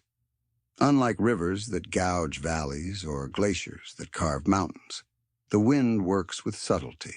It polishes, smooths, and rounds, leaving behind forms that seem almost like sculptures displayed in an open-air gallery. Some look so intentional that it is easy to mistake them for human artistry, when in truth they are the work of countless storms. One of the most striking examples of wind-shaped terrain is White Sands in New Mexico. Here, gypsum crystals ground into fine grains have been blown into an enormous dune field stretching over hundreds of square kilometers. Unlike the golden deserts elsewhere, these dunes are pure white, glowing in sunlight as though covered in snow. The wind moves them ceaselessly. A shimmering reminder that even in arid places, landscapes can be as dynamic as the sea. And indeed, dunes are often compared to waves. Just as the ocean surface ripples and swells under the push of water, the desert surface undulates under the push of air. To watch a line of dunes is to see a frozen surf, a rolling sea paused mid-motion. Yet these dunes do move, albeit so slowly that human eyes rarely notice. Over centuries, entire fields of sand migrate, swallowing roads, villages, or ancient carvings, only to release them again generations later. It is the kind of change that reminds us of time's scale, imperceptible in a lifetime, but monumental when measured in ages. In addition to shaping solid ground, the wind plays a quieter role in carrying life. Dust lifted from deserts can spread nutrients across continents. The particles that blanket the Amazon rainforest, sustaining its fertility, often begin in the Sahara, blown across the Atlantic by the trade winds. Without these invisible gifts, the lushest forest on Earth might struggle to survive. Here again, the sculptor's hand is subtle, not only carving dunes and rocks, but nourishing far-off ecosystems with unseen grains. For people, the influence of aeolian processes has always been mixed. Wind-blown dust can create fertile soils, but it can also bring hardship. Dust storms in the American Great Plains during the 1930s stripped away topsoil and devastated farms. A crisis etched into memory as the Dust Bowl. Entire families fled their land, driven not by armies or drought, but by relentless winds carrying the soil itself into the sky. These storms were a stark reminder that the atmosphere is not just background scenery, but a powerful actor in human history. Yet there is something deeply soothing about the image of dunes and plains shifting under the wind. Imagine standing on the crest of a sand ridge at dusk, the air cooling, the surface beneath your feet still warm from the day's sun. In the fading light, the dune field stretches endlessly, ridges upon ridges, each sculpted by breezes that have blown for centuries. The silence is broken only by the faint hiss of grain sliding down a slope, a sound as ancient as the desert itself. These dunes are not static. They are waves moving through time, flowing at a pace too slow for the eye to catch, yet steady enough to alter maps and bury monuments. Even in their harshness, the deserts and plains shaped by wind hold a strange tranquility. They remind us that power need not be loud or sudden to be transformative. The slow, steady persistence of moving air, lifting one particle at a time, is enough to rearrange entire landscapes. The Earth itself is always being redrawn, its contours adjusted by forces as gentle as a breeze or as fierce as a storm. In the end, the wind's role as a sculptor is both practical and poetic.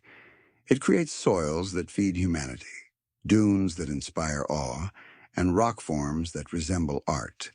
It moves with patience, with rhythm, with an artistry that speaks of time measured not in days or years, but in millennia. To walk among the landscapes it has shaped is to step into a gallery of natural design, where every curve and ridge is the signature of an invisible hand. And as the dunes continue their slow migration and dust travels across oceans, the story of the wind as sculptor carries on, a testament to the quiet persistence of air in motion.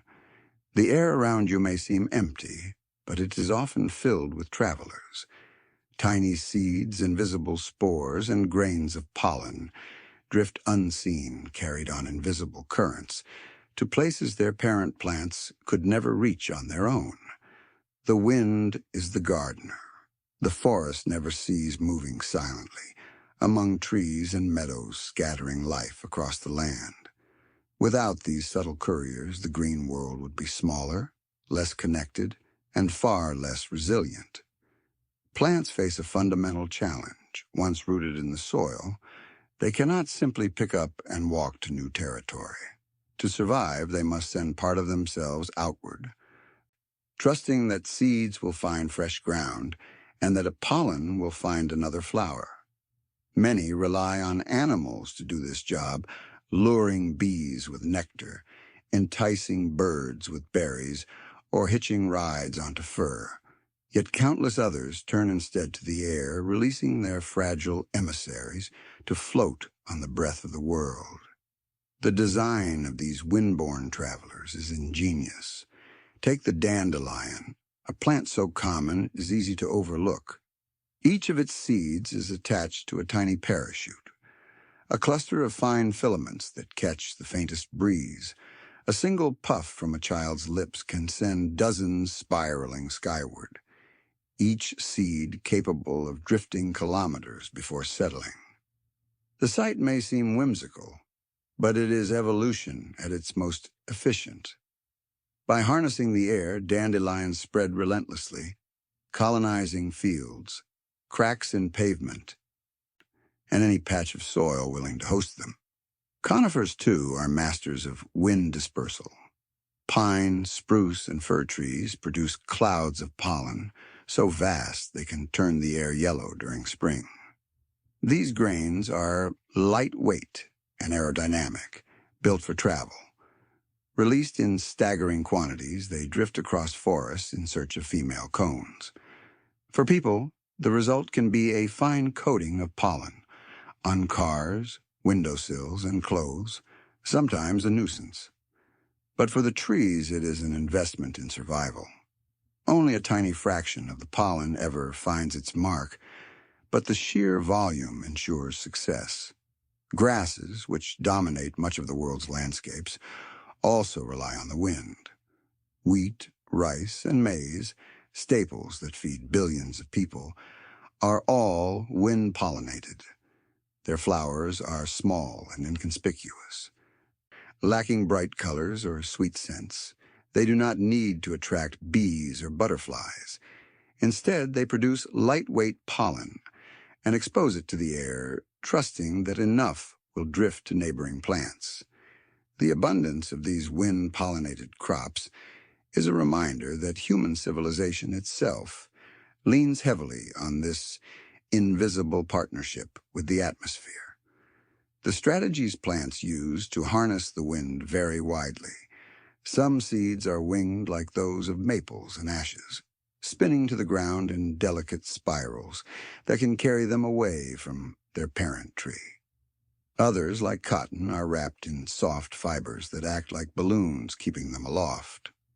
Orchids produce seeds so small they're almost dust, easily lifted into the air and spread far beyond the reach of their delicate flowers. In each case, the design reflects a quiet genius, structures refined over millennia to ride on nothing more than moving air.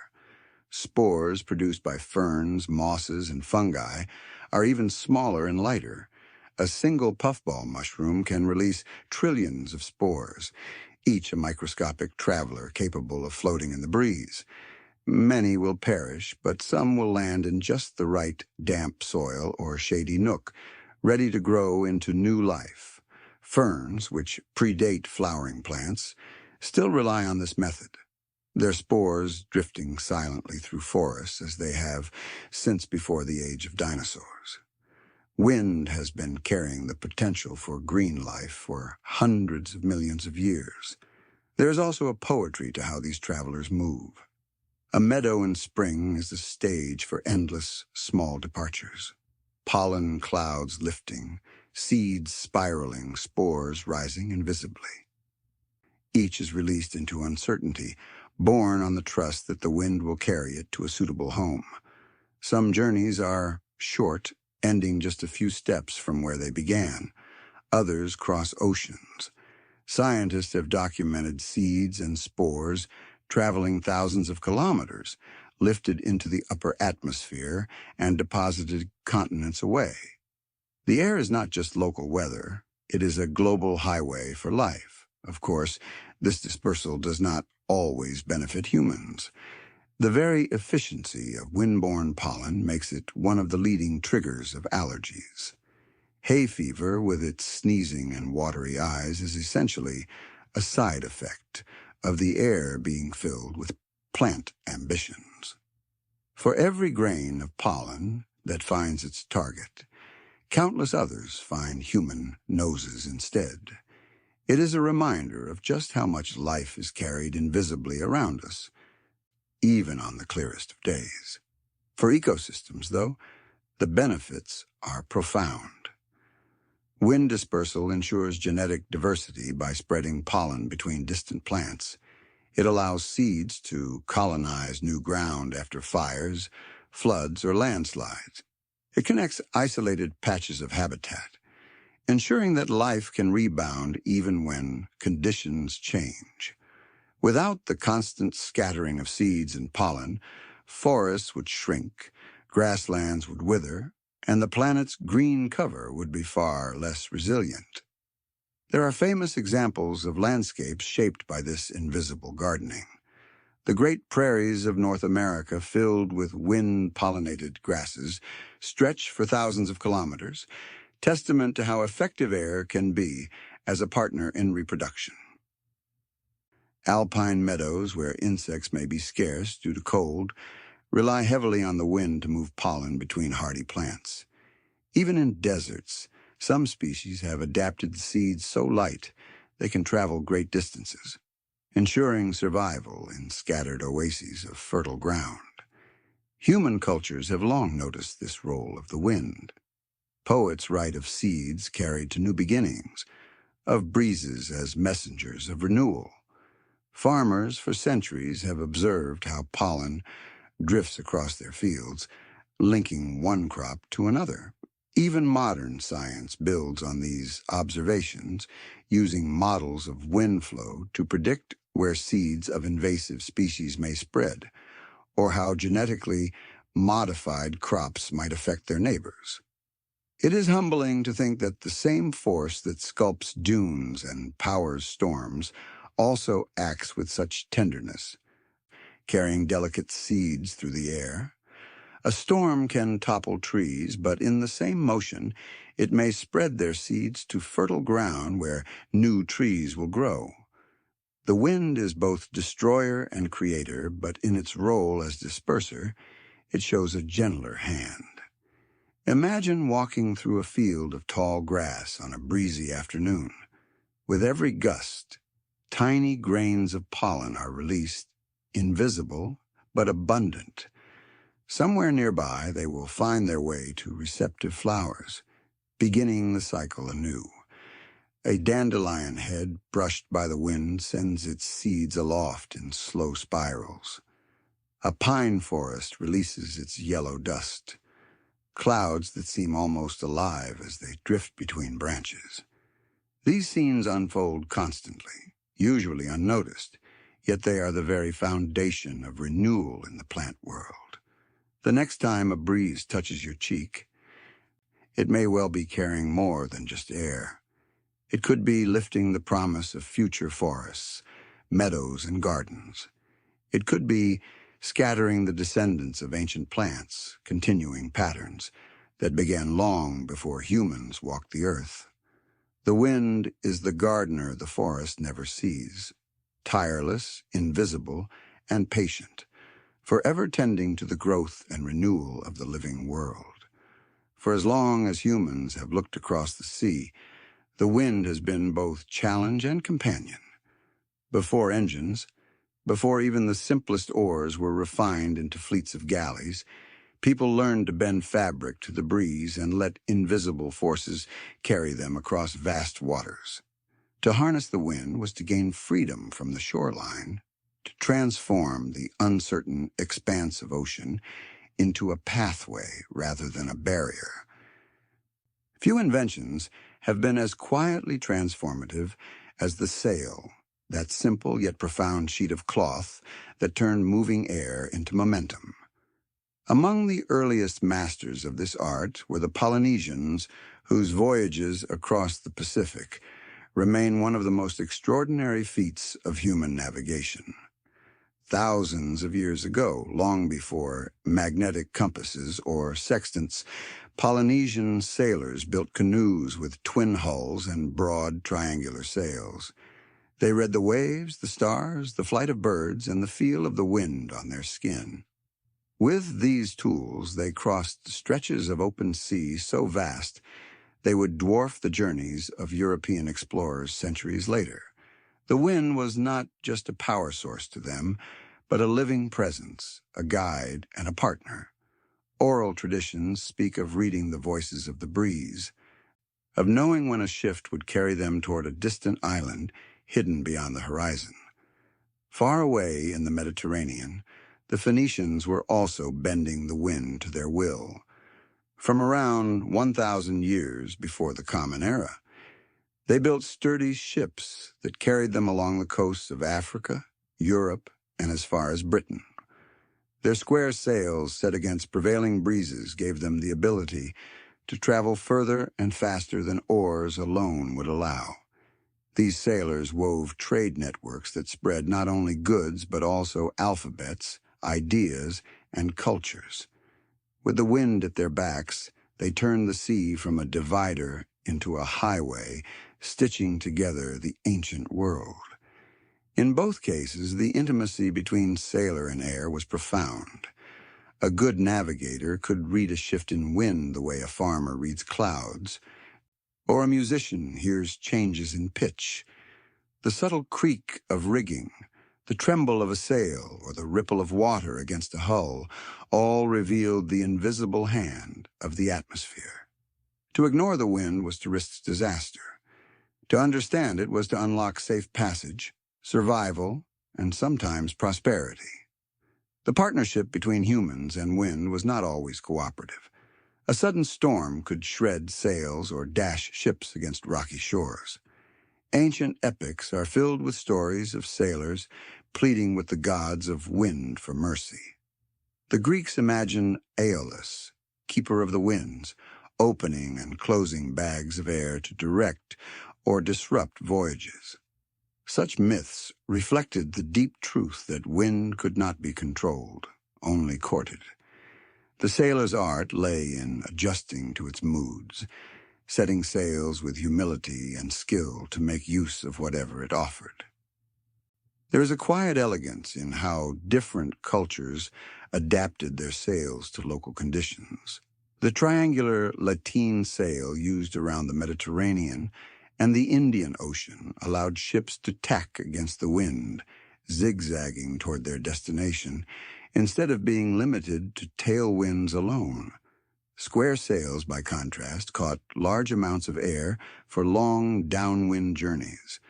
Polynesians crafted crab claw sails with curved spars, remarkably efficient designs that modern engineers still study for their effectiveness. Each shape was a conversation with the wind, an answer to the question, how best to share this journey with the air? Consider the experience of being at sea in those earlier centuries. Days might pass without sight of land, the horizon unbroken. The only constant was the wind pressing against fabric, the invisible partner keeping the ship alive. Sailors would measure its moods with every sense. The direction of smoke from a cooking fire, the salt spray blowing over the deck, the cooling or warming of their faces. The wind was not an abstraction, but an intimate companion, present in every task and every thought. Exploration itself was born from this relationship. The spread of humanity into the far Pacific, the establishment of Mediterranean trade routes, the later voyages of Vikings across the North Atlantic. All of these depended on wind harnessed by sail. Each journey expanded the map of the world, not just geographically, but culturally, linking communities that might otherwise have remained strangers. Goods such as spices, metals, and textiles moved along these wind-driven corridors, but so did languages, stories, and religions. Entire civilizations rose in part because they had found ways to work with the atmosphere's restless energy. And yet, for all the grand consequences, there is also something deeply personal in the bond between sailor and breeze. Imagine the moment when a becalmed ship finally feels a faint breath stir the canvas. The relief, the gratitude, the sound of sails filling once more. These are experiences that transcend technology or era. They speak of the fundamental trust placed in something unseen. To sail is to put faith in the invisible, to believe that the atmosphere will bear your weight and carry you onward. Even today, though cargo vessels now rely on engines, the romance of wind-driven travel endures. Sailing persists not only as sport or leisure, but as a connection to this ancient intimacy. A sailor at the helm of a small yacht, trimming sails and reading gusts, is engaging in the same dialogue as a Polynesian navigator or a Phoenician trader. The scale has changed, but the relationship is timeless. The wind remains the unseen partner, capricious and generous by turns. The intimacy of this bond lies in its balance of power. Humans never mastered the wind. They learned instead to dance with it. Too much reliance on brute force would break masts and tear sails. Too little skill would leave a ship drifting helplessly. Success meant respect. Respect for the patterns of nature, the seasons, and the limits of human ingenuity. In this way, sailing has always been less about domination and more about collaboration. The sea offered the stage, but the wind set the tempo. To think of ancient voyages is to imagine people trusting their lives to an invisible force, reading its signs and adjusting their course accordingly. Every island discovered, every port reached, every culture connected owes something to this quiet partnership. The wind did not merely move ships. It carried dreams, ambitions, and the desire to reach beyond the known. The legacy of sails and ships remains etched into history, but its essence is simpler still. The invisible hand of the atmosphere guiding humanity across waters that once seemed endless. There is a certain tenderness in this thought. For all our grand empires and maritime triumphs, it comes down to a simple truth that the wind was, and always will be, the faithful companion of those who dare to set sail. For as long as people have watched the wind rattle leaves or billow sails, the thought has lingered. Could this invisible force be put to work on land as well as sea?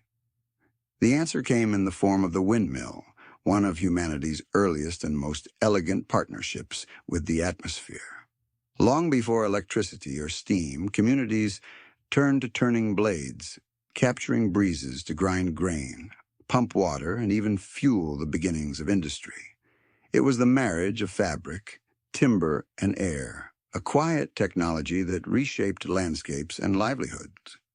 The origins of windmills reach back to Persia around the 9th century. Early designs used vertical sails made of reeds or cloth, rotating slowly to grind grain in arid regions where rivers were scarce. These inventions were practical solutions to local challenges, harnessing the persistent winds that swept across plateaus. From Persia, the idea spread steadily westward, arriving in Europe during the Middle Ages. By the 12th century, windmills dotted the countryside of England, France, and Germany, their wooden arms creaking as they captured gusts to grind wheat into flour. In medieval villages, the mill was often the beating heart of daily life. Grain had to be processed before it could be baked, and without mills, this task required laborious hand grinding with stones. Windmills transformed the process, reducing hours of backbreaking work into something more efficient and reliable. They also became social centers. People brought their harvests, exchanged news, and waited while their wheat or barley was transformed into flour. The hum of turning gears and the rhythmic clatter of millstones became the background soundtrack of rural life. The Dutch would later elevate the windmill to iconic status. In the flat, low-lying Netherlands, wind was abundant, but water was the real enemy. Much of the land lay below sea level, prone to flooding. Ingeniously, Dutch engineers adapted windmills not only for grinding, but also for pumping. By attaching Archimedean screws or scoop wheels to the gears, they used wind power to lift water from fields into canals, reclaiming land from the sea. This effort created vast stretches of farmland known as polders, which remain productive to this day. To look at the Dutch landscape with its rows of windmills is to see a country quite literally shaped by the air. The sight of dozens of mills working together must have been extraordinary. At Kinderdijk, a UNESCO World Heritage Site, 19 historic windmills still stand, aligned along waterways like sentinels. Built in the 18th century, they worked in unison to manage water levels, each one part of a grand system of defense against the encroaching sea. Even now, they remain symbols of resilience and ingenuity, reminders that a partnership with wind helped keep an entire nation above water. Beyond water and grain, windmills found other uses as well. In some places, they powered sawmills, cutting timber far faster than hand tools ever could. This proved revolutionary in the 17th century, especially for shipbuilding in the Netherlands. Faster production of planks meant faster construction of ships, giving maritime powers an edge in exploration and trade. In Spain, windmills were adapted for a variety of local tasks. And in the famous novel of Cervantes, they even found their way into literature. Don Quixote's misguided battle against windmills as giants captured both the ubiquity of these structures and the human tendency to see myth in machinery. There is something deeply peaceful about the image of a windmill at work. Unlike furnaces belching smoke or engines roaring with fire, a windmill labors silently with the rhythms of nature. Its blades turn only as fast as the breeze allows, its gears grinding in steady tempo with the weather. On still days, the mill sleeps. On blustery ones, it hums with energy. For villagers, this meant a life tuned to the elements, dependent on cooperation with the sky. Windmills embodied a gentler vision of technology, one that did not dominate nature, but moved in step with it. The designs themselves reveal centuries of adaptation and craft. Early post mills could be rotated entirely on a central post to face the wind. Later tower mills were built from stone or brick, with only the cap turning to orient the sails. The sails evolved, too, from simple cloth stretched over frames to more complex lattices that could be adjusted for stronger or weaker winds. Some even included shutters that opened and closed like the slats of a Venetian blind, allowing the miller to regulate speed. This combination of practicality and artistry gave each windmill a distinct character, standing as both tool and landmark. Communities often treated their mills with affection, even reverence. They were prominent on the skyline, visible for miles, and their creaking arms became familiar companions to generations. Children grew up playing in their shadows, while adults depended on them for food and livelihood. In many cultures, they became symbols of endurance and patience, the slow, steady turning of blades echoing the slow, steady work of life itself. Windmills also bridged the line between necessity and beauty. A row of mills turning gently against the sunset became as much a part of cultural identity as their practical function. Painters captured them on canvas. Poets wrote of their quiet dignity. And travelers carried away images of landscapes defined by their silhouette. Even now, centuries later, the windmill is a symbol instantly recognizable, representing not just utility, but also heritage and harmony with the environment. There is a certain intimacy in the way a mill responds to the air. The miller, experienced and watchful, would adjust the sails, feeling for the right tension, trimming fabric or setting shutters according to the day's weather. Too much wind could splinter the machinery. Too little would bring production to a halt. In this way, the miller's work mirrored that of a sailor. Both relied on invisible currents.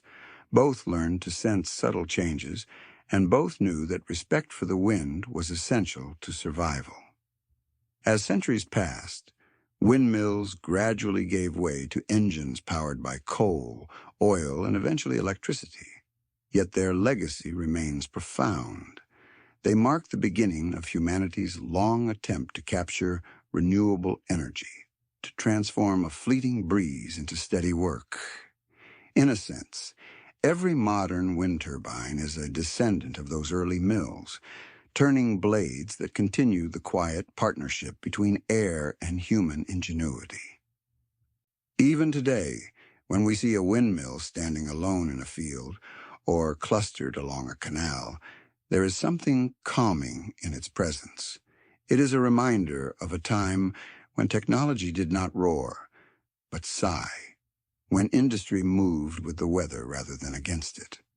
The turning blades speak of patience, of a relationship with the atmosphere that was both humble and inventive.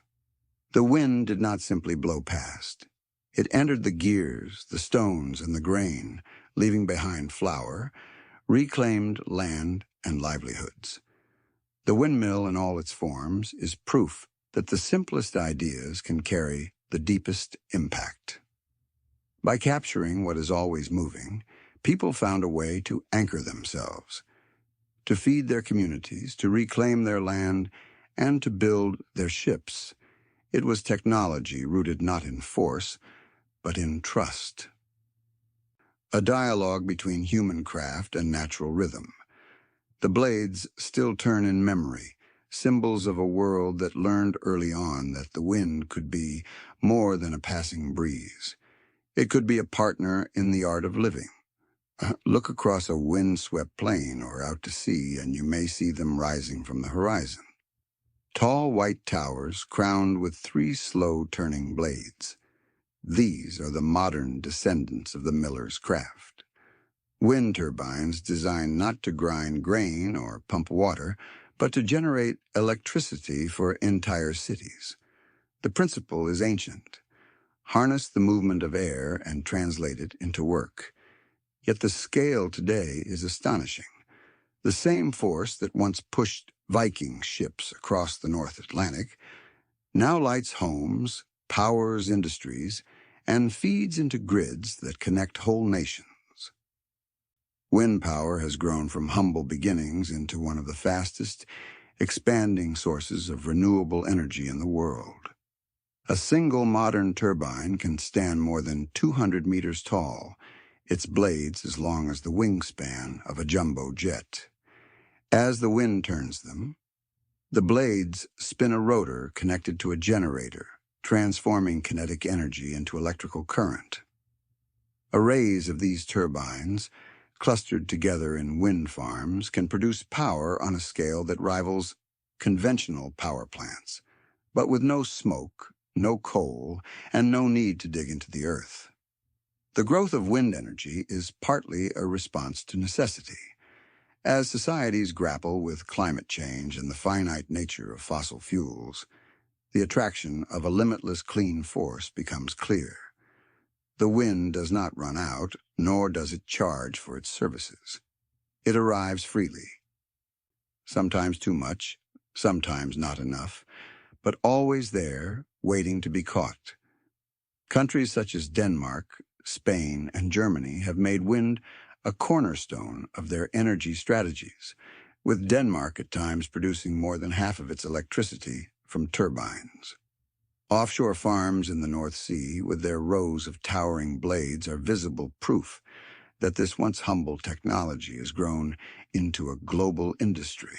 And yet, for all their promise, turbines stir debate.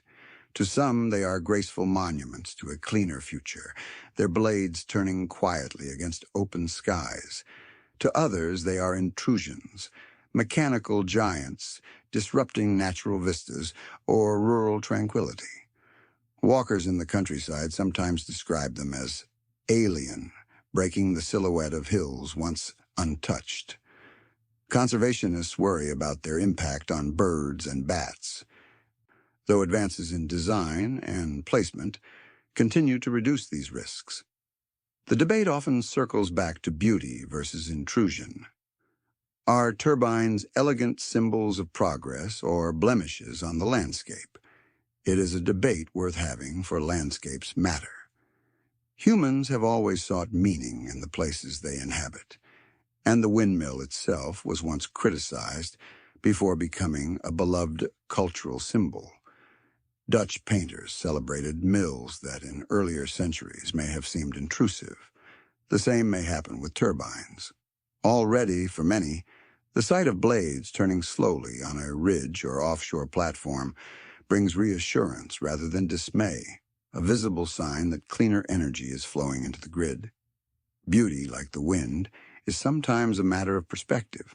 The scale of wind power is impressive. Turbines on land are only part of the story. Offshore installations, often built miles from the coast, capture stronger and more consistent breezes that sweep across open seas.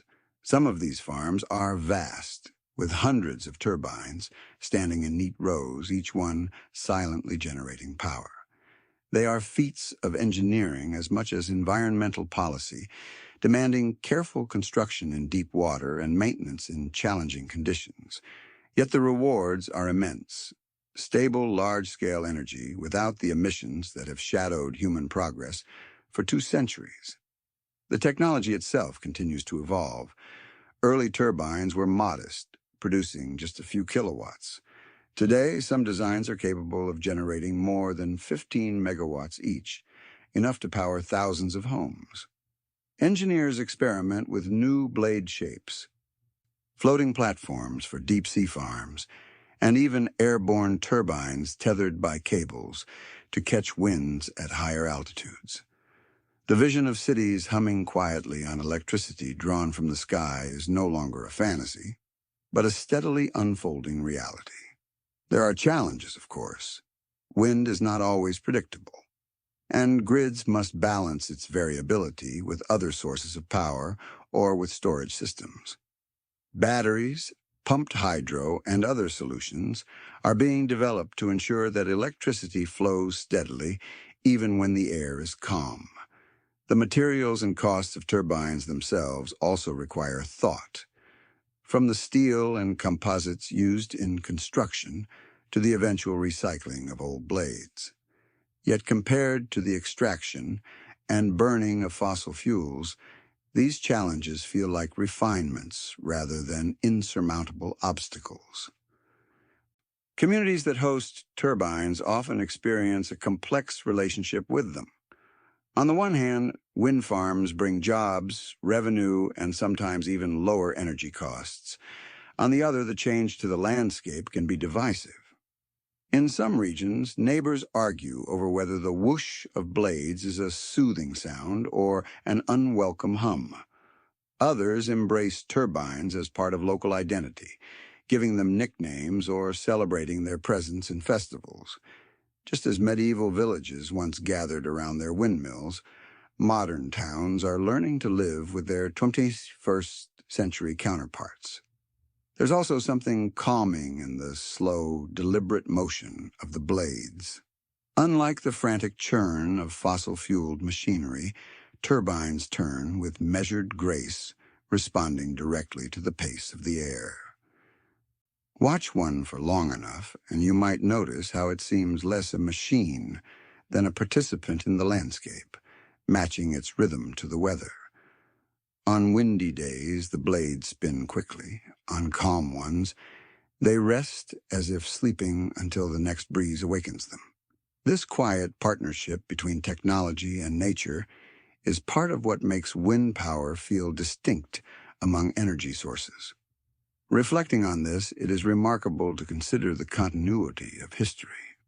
Thousands of years ago, sailors raised cloth to the wind and let it carry them across uncharted seas. Hundreds of years ago, millers set their sails to grind grain and pump water. And now, engineers plant turbines to spin with the same invisible currents, not for flour or voyages, but for electricity. The continuity is striking. The same force that pushed Viking ships now powers cities, a reminder that humanity has always lived in dialogue with the air. It is tempting to see wind power as futuristic, but in truth, it is one of our oldest partnerships, refined and scaled for a new age. As climate challenges grow sharper, the appeal of this partnership becomes clearer.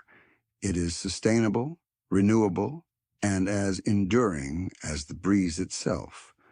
Long after oil wells run dry or coal seams are exhausted, the wind will still cross the plains and sweep the oceans, ready to turn blades and light homes. Perhaps centuries from now, people will look back at our era and see turbines as symbols of a turning point. When humans chose to lean once more into the air, not only as travelers and farmers, but as stewards of a planet in need.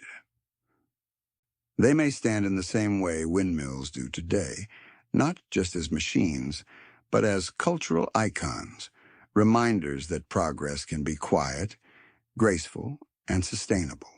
In their turning, turbines invite us to imagine a world where energy is drawn not from the depths of the earth, but from the sky above. A world where the atmosphere itself, restless and endless, is our ally.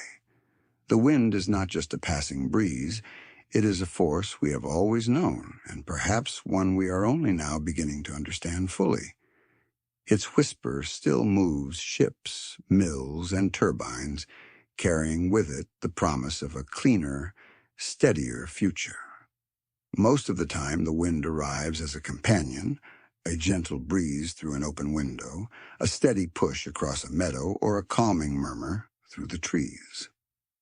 But there are moments when that same invisible force reveals its wildest side, rising into tempests so powerful they can reshape coastlines, topple forests, and test the resilience of entire communities.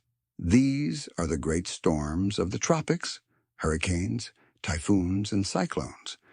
Different names for the same phenomenon. They're reminders that air in motion, though usually subtle, can sometimes gather into breathtaking strength. The seeds of these storms begin humbly. In warm tropical oceans, where the surface temperature climbs above 26 degrees, the water begins to evaporate in vast quantities. Moist air rises, condenses into clouds, and releases heat in the process. That heat fuels more rising air, drawing in winds at the surface. It is a feedback loop. The warmer the water, the more energy is released and the more intense the system becomes.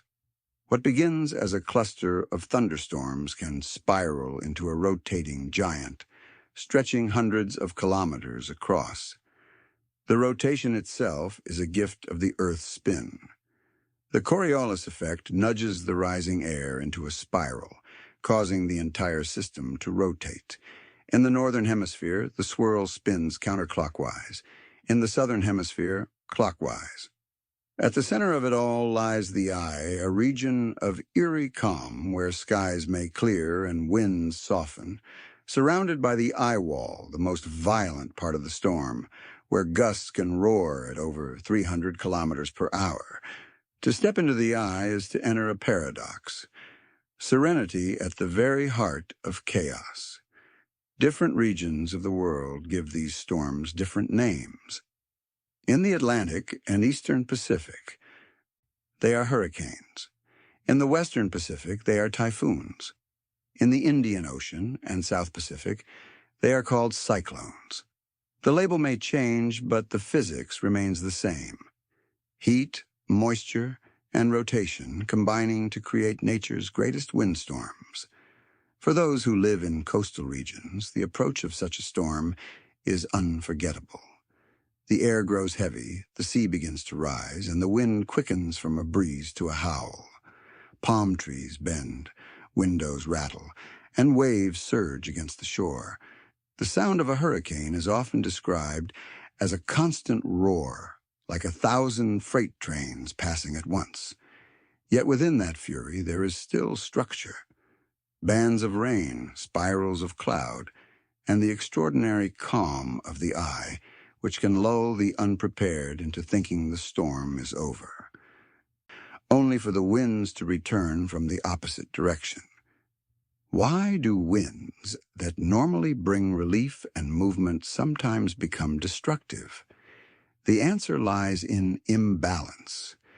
When warm seas pour more energy into the atmosphere than can be easily released, the system builds upon itself. Air rushes inward at tremendous speeds, rising, cooling, condensing, and releasing yet more heat.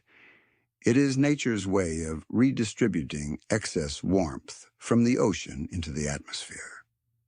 The violence of the storm is, in essence, the atmosphere's attempt to restore balance. To human eyes, the destruction may seem senseless, but in the grand design of the planet, even fury has its place. These storms have long captured human imagination. Ancient records from China, India, and Greece describe great tempests at sea, sinking fleets, and flooding coasts. In the Caribbean, where hurricanes strike regularly, indigenous peoples told stories of storm deities, seeing the spiraling winds as expressions of divine power. Sailors feared the dreaded typhoon season in the Pacific, when entire armadas could be scattered by a single storm. Even today, the sight of a hurricane on satellite images, a perfect spiraling giant with a clear eye, carries both awe and dread. The impacts, of course, can be devastating. Winds flatten buildings, storm surges inundate coastlines, and floods sweep through towns and fields. Names like Katrina, Haiyan, and Ida are remembered not as abstract meteorological events, but as moments of human tragedy and resilience. And yet, amidst the loss, there are always stories of survival, of communities coming together, of people rebuilding, and of nature itself regrowing in the aftermath. Forests stripped bare by cyclones sprout new leaves within months. Coral reefs battered by waves begin to recover. Balance, though temporarily shattered, eventually returns. Meteorologists now track these storms with remarkable precision using satellites, aircraft, and computer models to predict their paths. While the winds themselves cannot be tamed, early warnings save countless lives. Evacuations, reinforced buildings, and disaster planning turn what might once have been unthinkable calamities into challenges that can be faced with preparation. Humanity has learned not to control the storms, but to live with them, respecting their power while finding ways to endure. There's also a strange beauty to be found in them if viewed from afar. Astronauts on the International Space Station often photograph cyclones, their spiral clouds stretching like great white flowers across the blue ocean. The symmetry, the order, the sheer scale of these systems reveal them not as chaotic accidents, but as organized natural engines. To look at one from above is to see the atmosphere expressing itself with breathtaking artistry, even if that artistry on the ground is experienced as danger. Climate change has added new layers of concern. Warming oceans provide more fuel, raising the potential for stronger storms. Rising sea levels amplify the effects of storm surges, threatening more communities along coasts.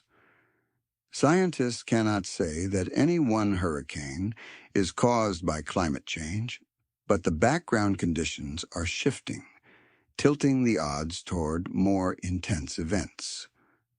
It is yet another reminder of how closely our lives are tied to the restless balance of air and water. And yet, for all their violence, these storms remain part of a natural cycle. They move heat away from the tropics, redistribute energy across latitudes, and play a role in keeping the climate in motion. In their own way, they're expressions of the same system that delivers breezes on summer evenings or rustles leaves in autumn. The difference is scale and intensity. A hurricane is simply the atmosphere's most emphatic statement, an exclamation mark in the otherwise quiet sentence of wind. There is comfort to be taken in this perspective. Storms, for all their destructiveness, are not signs of chaos, but of the earth seeking equilibrium. The winds howl, the seas rise, the rains pour, and then eventually the skies clear.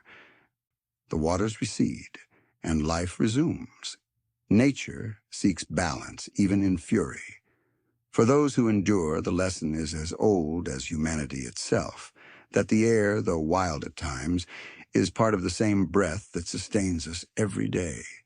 So when the calm breaks and the winds become tempests, it is worth remembering that the atmosphere has always moved between gentleness and strength. A breeze can cool your brow, a gale can fill a sail, and a hurricane can remind us of the immense power that circulates around the globe. They're all part of the same restless breath of the earth, moving forever in search of balance. Every day, millions of people glance at forecasts before deciding whether to carry an umbrella, hang washing outside, or plan a weekend picnic. Behind those simple predictions lies an entire science, one that pays careful attention to air in motion. Wind, though invisible, is one of the most important signals meteorologists read when trying to understand and anticipate the weather. And while forecasters may sometimes be accused of getting it wrong, it is worth remembering that the atmosphere is a restless storyteller, always changing its mind and never offering a script in advance. Meteorologists don't control the wind, though sometimes they get blamed for it. The measurement of air pressure was one of the first great breakthroughs in weather science. In the 17th century, Evangelista Torricelli invented the barometer, a device that revealed how much weight the atmosphere presses down upon us. This seemingly abstract measurement turned out to be a key to predicting weather.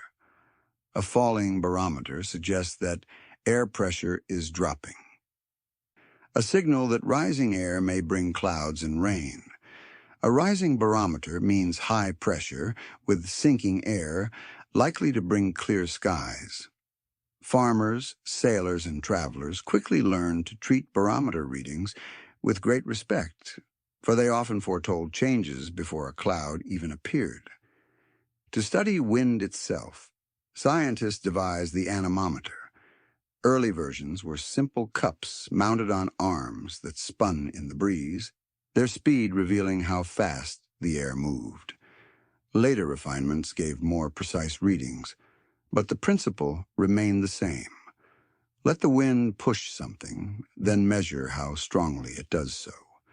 Today, anemometers come in many forms, from delicate vanes to ultrasonic sensors, all designed to quantify the invisible movements that we feel on our faces.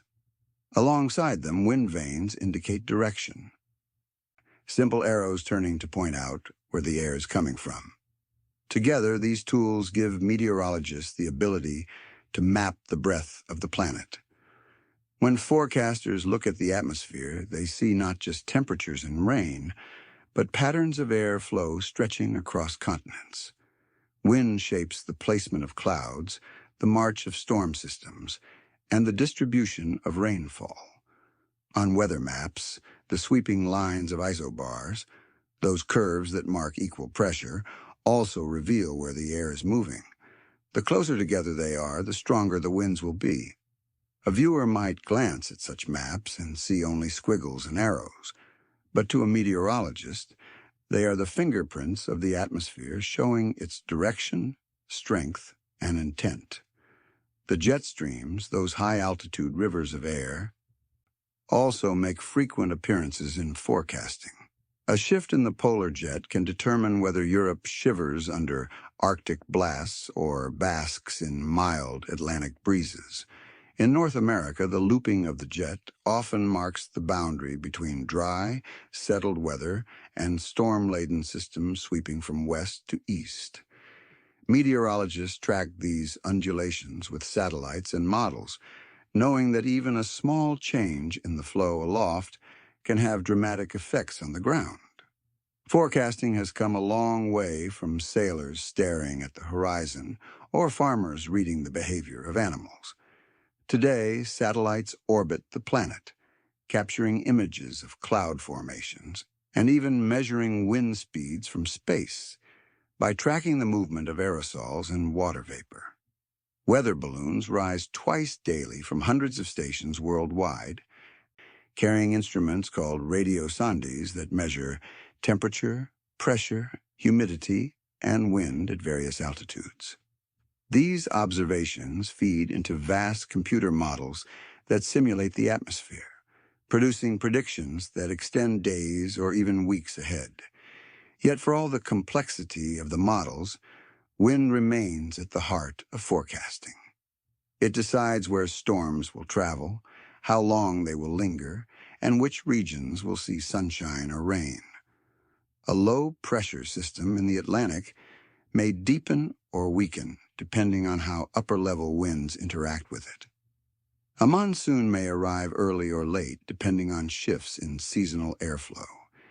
Even local breezes can make the difference between a scorching day inland and a refreshing afternoon by the sea. Forecasting, in essence, is the art of listening to the air. Of course, the atmosphere is not always cooperative. Predicting wind and weather is a bit like predicting the mood of a crowd. Broad patterns can be seen, but individual details are harder to pin down. A storm might veer slightly north or south, sparing one city while soaking another. A breeze may strengthen more than expected, changing the outcome of a wildfire or a sailing race. These uncertainties are not failures, but reminders that the atmosphere is a living system filled with countless variables that no model can capture perfectly. Despite these challenges, accuracy has improved dramatically. A forecast 3 days ahead today is often as reliable as a forecast 1 day ahead was just a few decades ago. This progress is thanks to better understanding of wind patterns, more detailed observations, and ever more powerful computers.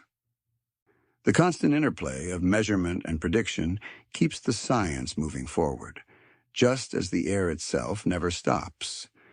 Beyond the practicalities, there is something quietly beautiful in the way meteorology views the world.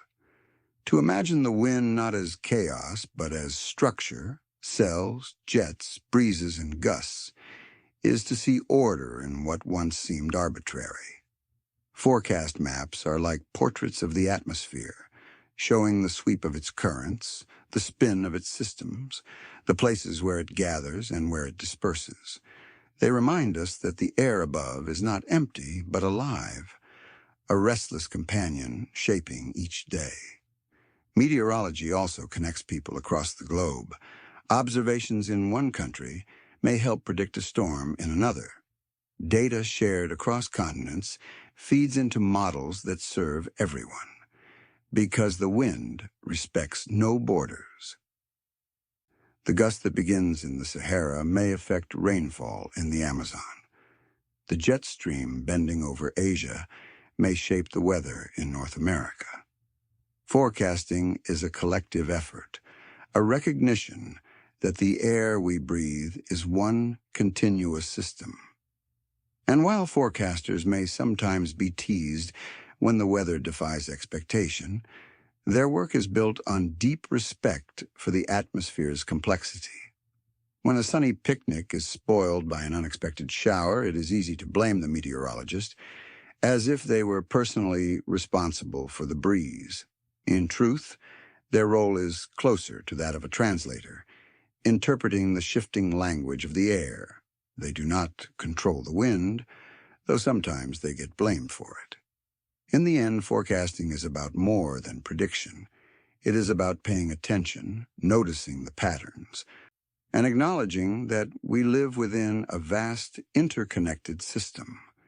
To listen to the wind is to listen to the planet itself, its endless attempt to balance heat, moisture, and motion. With every barometer reading, every spin of an anemometer, every glance at a swirling map, we're reminded that the air above us is not random, but purposeful, moving always in ways that can be studied, understood, and at least sometimes anticipated. And so when you next check the weather and see arrows marking breezes or read of a storm expected to pass, remember that behind those simple symbols lies a world of science and observation. Each gust is part of a story. Each forecast the result of centuries of curiosity and learning. The wind does not ask to be predicted, but we try nonetheless because in its movements are the keys to comfort, safety, and understanding. And even when it surprises us, it is simply doing what it has always done, shifting, balancing, and reminding us of the ceaseless breath of the earth. Across centuries and cultures, the wind has carried more than leaves and seeds. It has carried meaning. Writers, musicians, and poets have long turned to air in motion as a companion in their work, finding in its restless presence a metaphor for freedom, change, and the unseen spirit that moves through human life. To speak of the wind is to speak of journeys, departures, longing, and renewal. It is a natural phenomenon, but in the hands of artists, it becomes something greater, an emblem of all that cannot be held, but is deeply felt. The phrase "the four winds" appears again and again in literature and song, a simple way to summon the idea of the world's breadth and the directions from which change may come. In ancient traditions, the four winds were seen as guardians of the compass, messengers carrying news from each corner of the earth. In the Bible, they are invoked as forces that scatter and gather, both destructive and life-giving. In Homer's tales, they drive Odysseus far from home, each gust another twist in the journey. Later poets adopted the image too, with lines describing prayers sent out on the four winds or promises whispered into them, hoping they would travel far. The image is enduring because it connects the intimate with the infinite, a human voice cast into the immensity of the atmosphere. In poetry, wind is often a messenger of change. A gentle breeze across a meadow might signal spring's arrival, while a restless autumn gust becomes a reminder of impermanence. Percy Bysshe Shelley, in his famous Ode to the West Wind, called upon the air as a breath of autumn's being, pleading for its power to scatter his words, as it scatters leaves. The metaphor is clear. As wind spreads seeds across the earth, so too might poetry spread ideas. Emily Dickinson, with a quiet touch, described the wind as a visitor who slips in unannounced, leaving traces of its passage without ever being seen. These poetic images remind us that the wind's invisibility is part of its allure. It is presence without form, influence without boundary. Music, too, is filled with air. After all, wind itself is the source of sound. Vibrating strings and reeds resonating in pipes and throats, the very family of instruments called winds, flutes, clarinets, trumpets, and horns. A human attempts to shape breath into melody. Traditional cultures around the world have crafted flutes from bamboo, bone, and wood, each channeling air into song. The haunting tones of the Native American flute, the lively breath of panpipes in the Andes, the long drones of the didgeridoo in Australia, each is born from the same principle, turning moving air into meaning. The wind is not only subject matter for music, it is its medium. Songs about the wind often capture a sense of longing or freedom. Folk ballads speak of travelers carried by breezes, of messages drifting to loved ones on the wings of the wind. Jazz musicians use the word to capture spontaneity and flow, as in the airy improvisations of saxophones that mimic the meanderings of a breeze. Even in popular culture, the metaphor endures. Lyrics compare love to a gust that cannot be contained, or life's direction to a leaf swept along. The universality of the image makes it endlessly adaptable, capable of speaking to any generation. In Eastern traditions, wind carries spiritual significance as well. In Chinese philosophy, it is linked with qi, the vital energy that moves through all things. Wind chimes with their soft ringing are meant not only to decorate, but also to harmonize with invisible currents, turning the unseen into a gentle reminder of presence. In Japanese haiku, the breeze is often a companion to fleeting moments, a touch of coolness, the rustle of cherry blossoms, the hush of autumn grasses. These small images reflect a truth known across cultures. Wind is the spirit of transience, never holding still, always moving on. The metaphor of freedom is perhaps the most enduring of all. To be as free as the wind is, to be unbound, unrestricted, carried wherever currents allow. Sailors felt this freedom as their ships slipped across oceans under canvas. Travelers felt it crossing plains with nothing but the horizon ahead. Even today, when people stand on a cliff and let the wind rush past them, there is a visceral sense of release, as though the air itself were lifting burdens away. Literature echoes this feeling again and again, with characters setting their fate drift on the winds, choosing trust in the unseen over the safety of the known. There is also a softer, more spiritual dimension to the way people describe air in motion. In many languages, the word for wind overlaps with the word for breath or spirit. The Latin spiritus, the Greek pneuma, the Hebrew ruach, all mean both wind and breath. This linguistic link reveals how deeply the invisible movement of air is tied to the idea of life itself. To breathe is to draw in wind. To live is to move with it. The idea that spirit is like a breeze felt but not seen is found in sacred texts, poetry, and music alike. Wind also symbolizes uncertainty and fate. Just as a gust can change direction without warning, so too can fortune.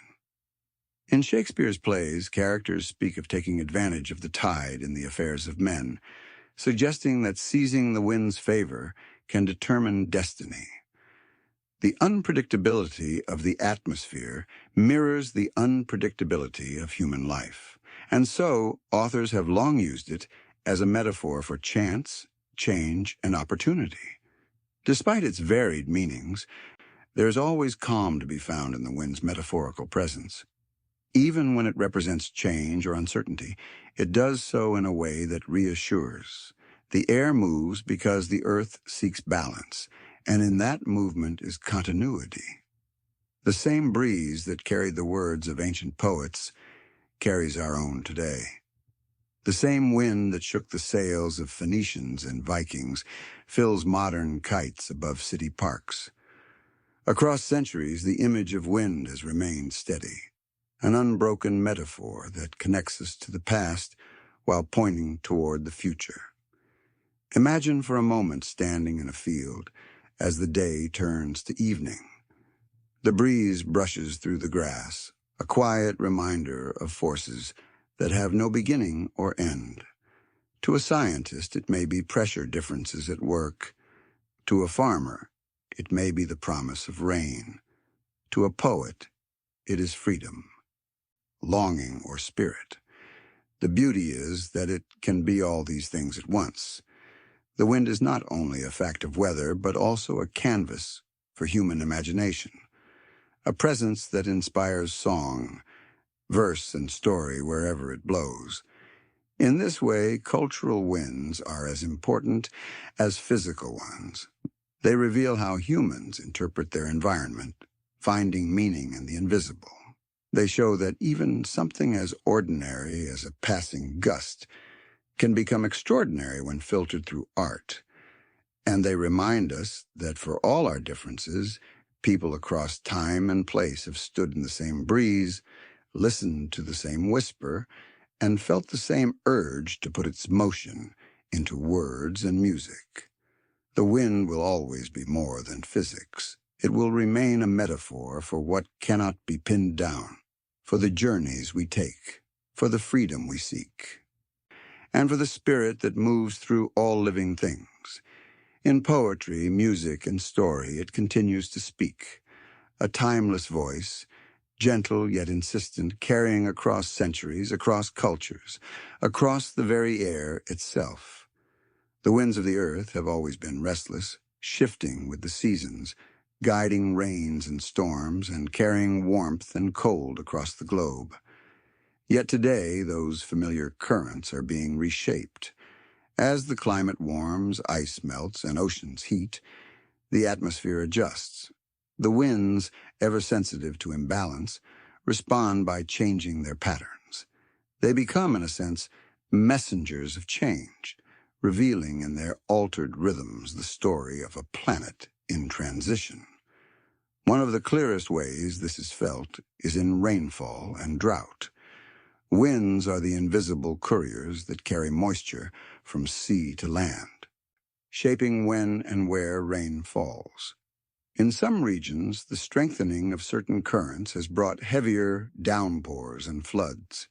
In others, weakened or diverted winds mean clouds never arrive, leaving fields parched. Southern Europe, for example, has seen summers grow drier as shifting air flows reduce rainfall. Meanwhile, parts of the tropics are experiencing more intense monsoons, their rains amplified by warmer seas feeding more moisture into the air. The wind, which once brought balance, now often delivers extremes. The jet streams, those powerful rivers of air high above, are especially sensitive to climate change. Normally, they form sharp boundaries between warm and cold regions. But as the Arctic warms faster than the rest of the planet, that temperature contrast is weakening. The polar jet, in particular, has become more prone to meandering, dipping further south or looping northward in dramatic curves. These undulations can lock weather systems in place. A storm that lingers for days instead of passing quickly, or a heat wave that stalls over a region, intensifying its impact. In recent years, this waviness has been linked to devastating floods in one place and crushing droughts in another. The winds are no longer rushing in straight paths. They are wandering, and with them so is the stability of weather. Melting ice adds another layer of complexity as glaciers and sea ice retreat. The reflective surface that once cooled the poles disappears. Darker ocean water absorbs more heat, further disrupting temperature gradients. This in turn alters the very engine that drives winds. In Antarctica, WUPA, the loss of ice shelves changes local pressure systems, influencing the powerful katabatic winds that pour off the continent. Around Greenland, melting ice is releasing fresh water into the North Atlantic, changing ocean currents and the winds tied to them. What may seem distant, a sheet of ice collapsing thousands of kilometers away, echoes into the airflows that determine rainfall for farmers and water supplies for cities. The El Niño and La Niña cycles, long part of the planet's natural rhythm, are also feeling the touch of change. These oscillations in Pacific Ocean temperatures alter trade winds, sometimes strengthening them, sometimes weakening them. The result affects rainfall patterns as far away as Africa, South America, and Asia. Climate change appears to be intensifying the swings, making El Niño events wetter and hotter, while La Niña years sometimes bring longer droughts. These shifts ripple through agriculture, ecosystems, and even global markets. A change in the wind over the Pacific can determine whether crops thrive or fail half a world away. In some places, wind patterns are delivering unwelcome heat. The hot, dry winds that sweep from deserts into Mediterranean lands, such as the Sirocco, are expected to become more frequent or more intense as warming alters regional pressure systems. In California, downslope winds like the Santa Ana are already infamous for fanning wildfires. With drier conditions and hotter temperatures, the same winds that once brought crisp autumn air now contribute to destructive fire seasons. Again, the wind is not the cause, but the courier, carrying the consequences of a warmer climate. Yet it is not all destructive. Shifts in wind can sometimes bring relief too. In northern Europe, changing circulation has occasionally led to mild winters, easing the burden of cold. In some high-latitude regions, winds carry warmth to areas that were once locked in ice for much of the year. The challenge lies not in whether these changes are good or bad, but in their unpredictability. Societies, crops, and traditions are built on expectations of stability. And when the air moves differently, that stability falters. Meteorologists and climate scientists study these changes with a sense of urgency. Satellites track dust plumes, storm paths, and the bending of jet streams. Computer models simulate how winds may shift if oceans rise or if ice continues to melt. These predictions help governments prepare. But they also remind us of the delicate balance in which the atmosphere operates. A few degrees of warming in one region can cascade into altered wind systems that affect the entire globe. The interconnectedness is profound. It is easy to think of climate change as something abstract, a number on a thermometer, a projection for decades ahead. But when you feel an unseasonably hot wind, or when rains fail to come, or when a storm stalls for days where once it would have passed in hours, you're feeling the changes in motion. The winds make the invisible visible. They carry the message that the earth is adjusting, rebalancing itself under new conditions. And yet, for all the concern, there is also resilience in these systems. Winds are not static. They have always evolved with the planet's cycles. Ice ages came and went. Deserts grew and retreated. Monsoons waxed and waned. The difference now is the pace accelerated by human influence. The winds in their shifting are reminders of how quickly change can ripple through the environment. They tell us that the atmosphere is alive, responsive, and sensitive to imbalance.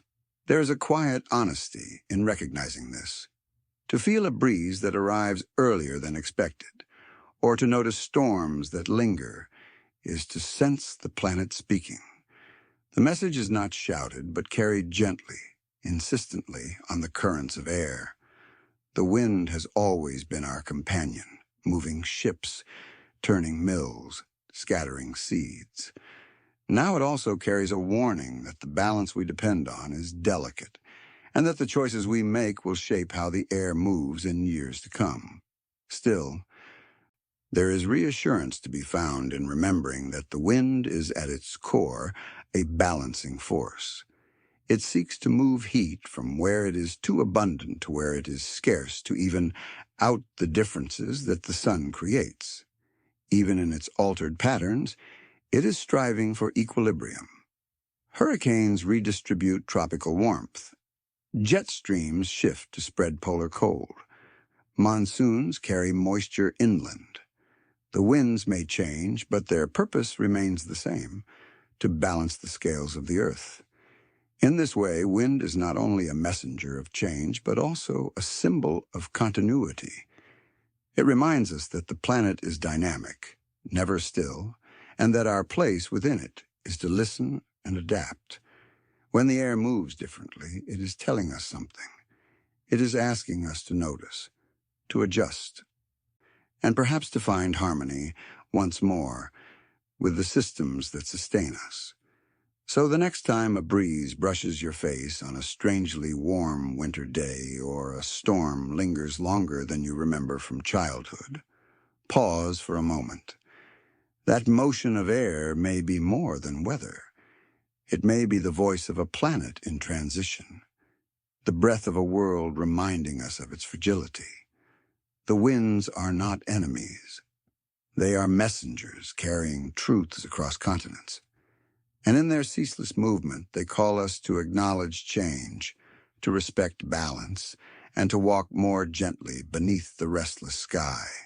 From the first whispers of ancient myth to the precise measurements of modern science, wind has been both mystery and companion. It has been imagined as the breath of gods, the voice of spirits, the invisible hand guiding ships across seas. Later, it became understood as pressure gradients, molecules in motion, the natural balancing act of air across a restless planet. Through every lens, poetic, spiritual, scientific, the wind remains the same, unseen yet deeply felt, intangible yet profoundly real. To follow its story is to trace humanity's own relationship with the world.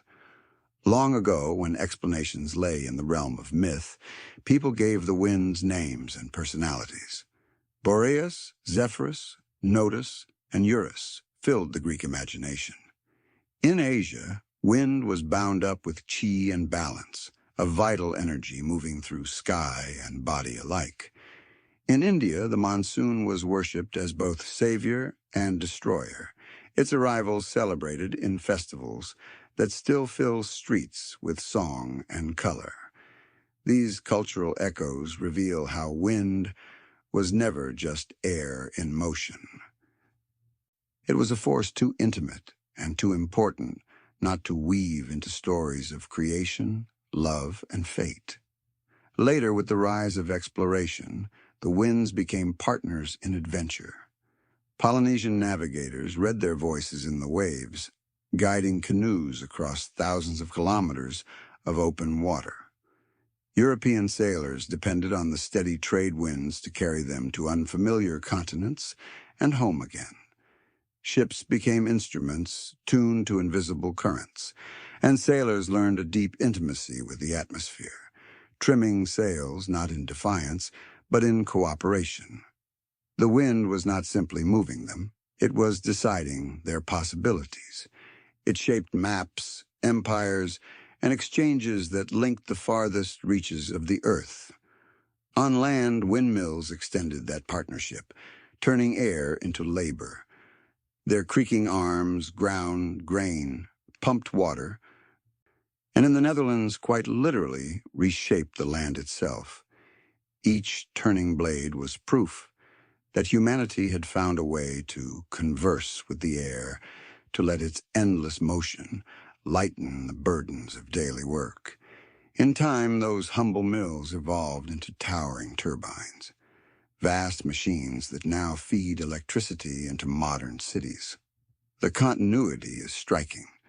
The same currents that once filled the sails of Vikings now power lights in millions of homes. What began as myth, then survival, has become technology, yet the essence is unchanged. The natural world, too, bears the signature of wind everywhere. Sand dunes march slowly across deserts, waves frozen in golden grains that move by the patience of air. Dust storms lift nutrients from the Sahara and carry them across the Atlantic to feed the Amazon rainforest.